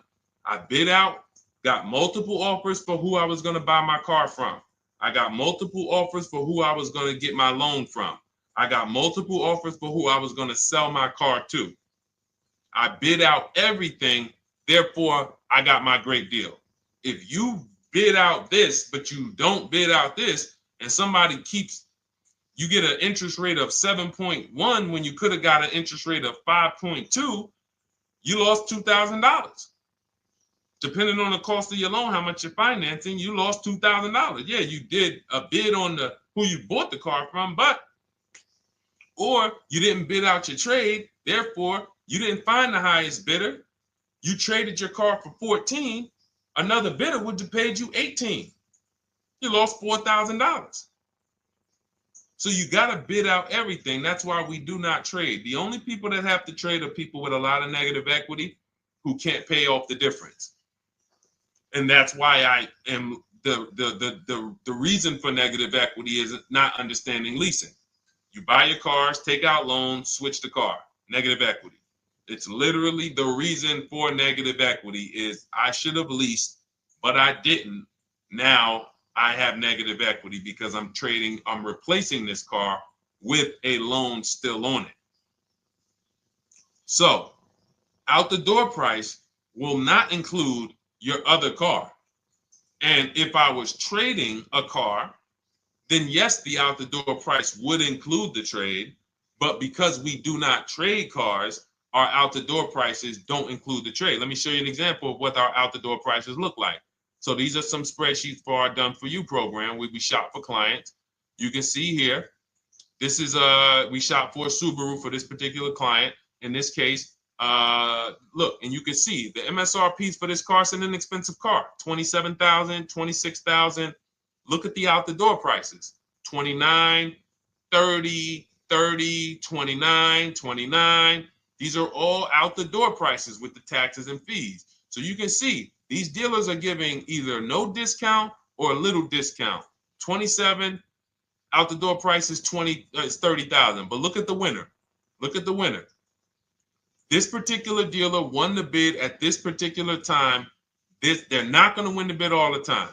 In this particular case, they needed the unit. 27,900 is the MSRP. Out the door price is 27,463. The out the door price is lower than the MSRP. How? Because they took off almost $4,000 in discounts.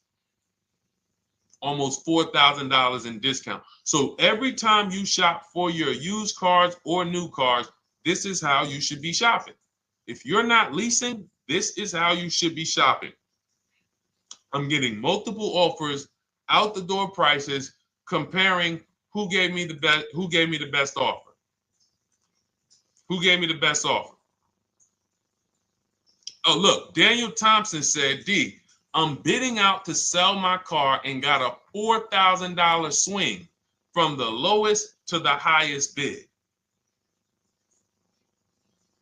This is the people who you listen. If I can bring them on and have them talk, they would be talking to y'all about how different this is. I didn't bring you here on a Tuesday afternoon, or you're not watching this. If you're watching the replay later on Tuesday, or maybe, Wednesday morning, we go live at 12 noon, Monday through Thursday. So we replay the show just for everyone who missed it. You can send all your friends, family, go to Deshone the Auto Advisor's pages, watch the replay from today's show. But they know this is, I didn't bring you here to talk to you about hundreds of dollars. We are talking thousands of dollars at all times. There is never anything that we talk about that is hundreds. Let someone else talk to you about how you can save a couple hundred more per month. We might be talking about hundreds per month. That might be the only time we're talking about hundreds, $200 per month. But other than that, which equals thousands. We're not here to figure out how we're going to save $50 this month. No, this is big, huge money. So thank you, Daniel. Thank you for tapping in with that information. So, all right, listen, guys. Everything we teach is in a step-by-step format, because when it's not step-by-step, you'll get overwhelmed. When it's step-by-step, you can challenge yourself to stay right on this step, check it off, move to the next step. Check it off, move to the next step. Step 7 in our Cars from Home process is delivery. Step 6 is paperwork. Step 1 is the most important question, which is the 8-year rule. It's literally called the most important question. 8-year rule. How many years are you keeping the next car? Step 2 is the equity assessment. That's why you heard Wendell in his book testimonial. He said, I just completed the equity assessment and we got 30% more than the book value. Bidding it out. He said, I'm about to move to the next step. So everything we teach is step. Step 3 is deal structure, where we budget and we see, all right, how much car can we afford? What does a good deal look like? Step 4, we go shopping, which is choosing what we want. Shopping, looking, doing. We're not buying it. We're shopping the market. We're test driving. We are literally choosing what we want. Shopping, enjoying shopping. Step 5 is multiple offers. That's when we're in talking to dealers online, getting offers, getting bids. Step 6 is paperwork and protection to make sure that the offer we got is legit. We tied it up. Paperwork is right. We go over extended warranties, tire and wheel, maintenance plans. Do we need them? Key protection. Do we need any of this stuff? And step 7 is delivery. It is a step-by-step path. That is how people win. They're not coming into some college to learn how to be a car salesman or to learn everything I know. No, it's a path. So if you want the blueprint in book form, that's my digital book, Cars from Home, 7 Steps of Saving Time, Money, and Avoiding Dealerships. Normally $97, part of our 30-minute welcome offer. You can get yours for $24 in my TikTok bio, Instagram bio, the YouTube comments, and the Facebook comments. Click those links and then click the special $24 welcome offer. It's good for 30 minutes. And you'll save 75%. If for those of you who are like, Deshone, what about that video checklist? That is our shop done with you program. Cars from home, done with you. You get lifetime access to everything we teach, all our below market videos, and it's short videos. I want you guys getting cars in 90 minutes. 90 minutes. Not shopping. The shopping might take you longer. Deciding what you want, you might be doing that for 2 months. But once you decide what you want, I want you to be able to get below market deals in 90 minutes. That's how I do it. We're not hours and hours to get these car deals. Some of these deals we make in literally 45 minutes over a 3-day period. So that is how we do it. And you'll have access to our coaching program. We do Zoom calls twice a month, first and third Wednesday. And you have a Facebook group with 1,600 people in it that have come before you in the last 3 years. And then for those of you who qualify for shop with done for me, just do it for me, Deshone. New cars and leases only. Credit score has to be over 670 FICO. Book a call with our team. Let's see if we can help you. All of those have welcome specials. The book is 75% off welcome special. Shop with Deshone is $200 off welcome special for 48 hours. And done for you is $300 off for 72 hours. All welcome specials for people to say, all right, I'm taking action. I'm going to take advantage of a lower investment for taking action immediately. And for those of you who you're still new here, you're like, Deshone, I like the information, but I need to get, can I get some free advice first? Let me test out some free advice. You can, of course, go download our cheat sheets, and that's there as well. All of that is in the Cars from Home Toolkit. So always a pleasure. We will be back tomorrow, 12 noon. Please mark your calendars, tell your friends, bring a friend, and we'll continue to, we'll continue to do what we do and try to make sure you guys have everything you need to win every car you get. I want you sending pictures with the numbers. You know you've done it right when every car you get, you have pictures with the numbers. You know people who purchase cars all the time, all post their pictures. Hey, had to upgrade. Oh, just got this. Hey, had to treat myself. Oh, watch it now. But you never see the numbers because they really are not confident in the numbers. They don't want to talk about the numbers. Everybody who shops with us, whether you're getting our book, whether you're using our stuff, and sometimes people who they piece together my social media videos and they'll get it done. But they are sending the numbers. Look at what I paid for this car. Not only did I get a great car, but look at the deal I got on the car. That's when you know, all right, you understand this thing.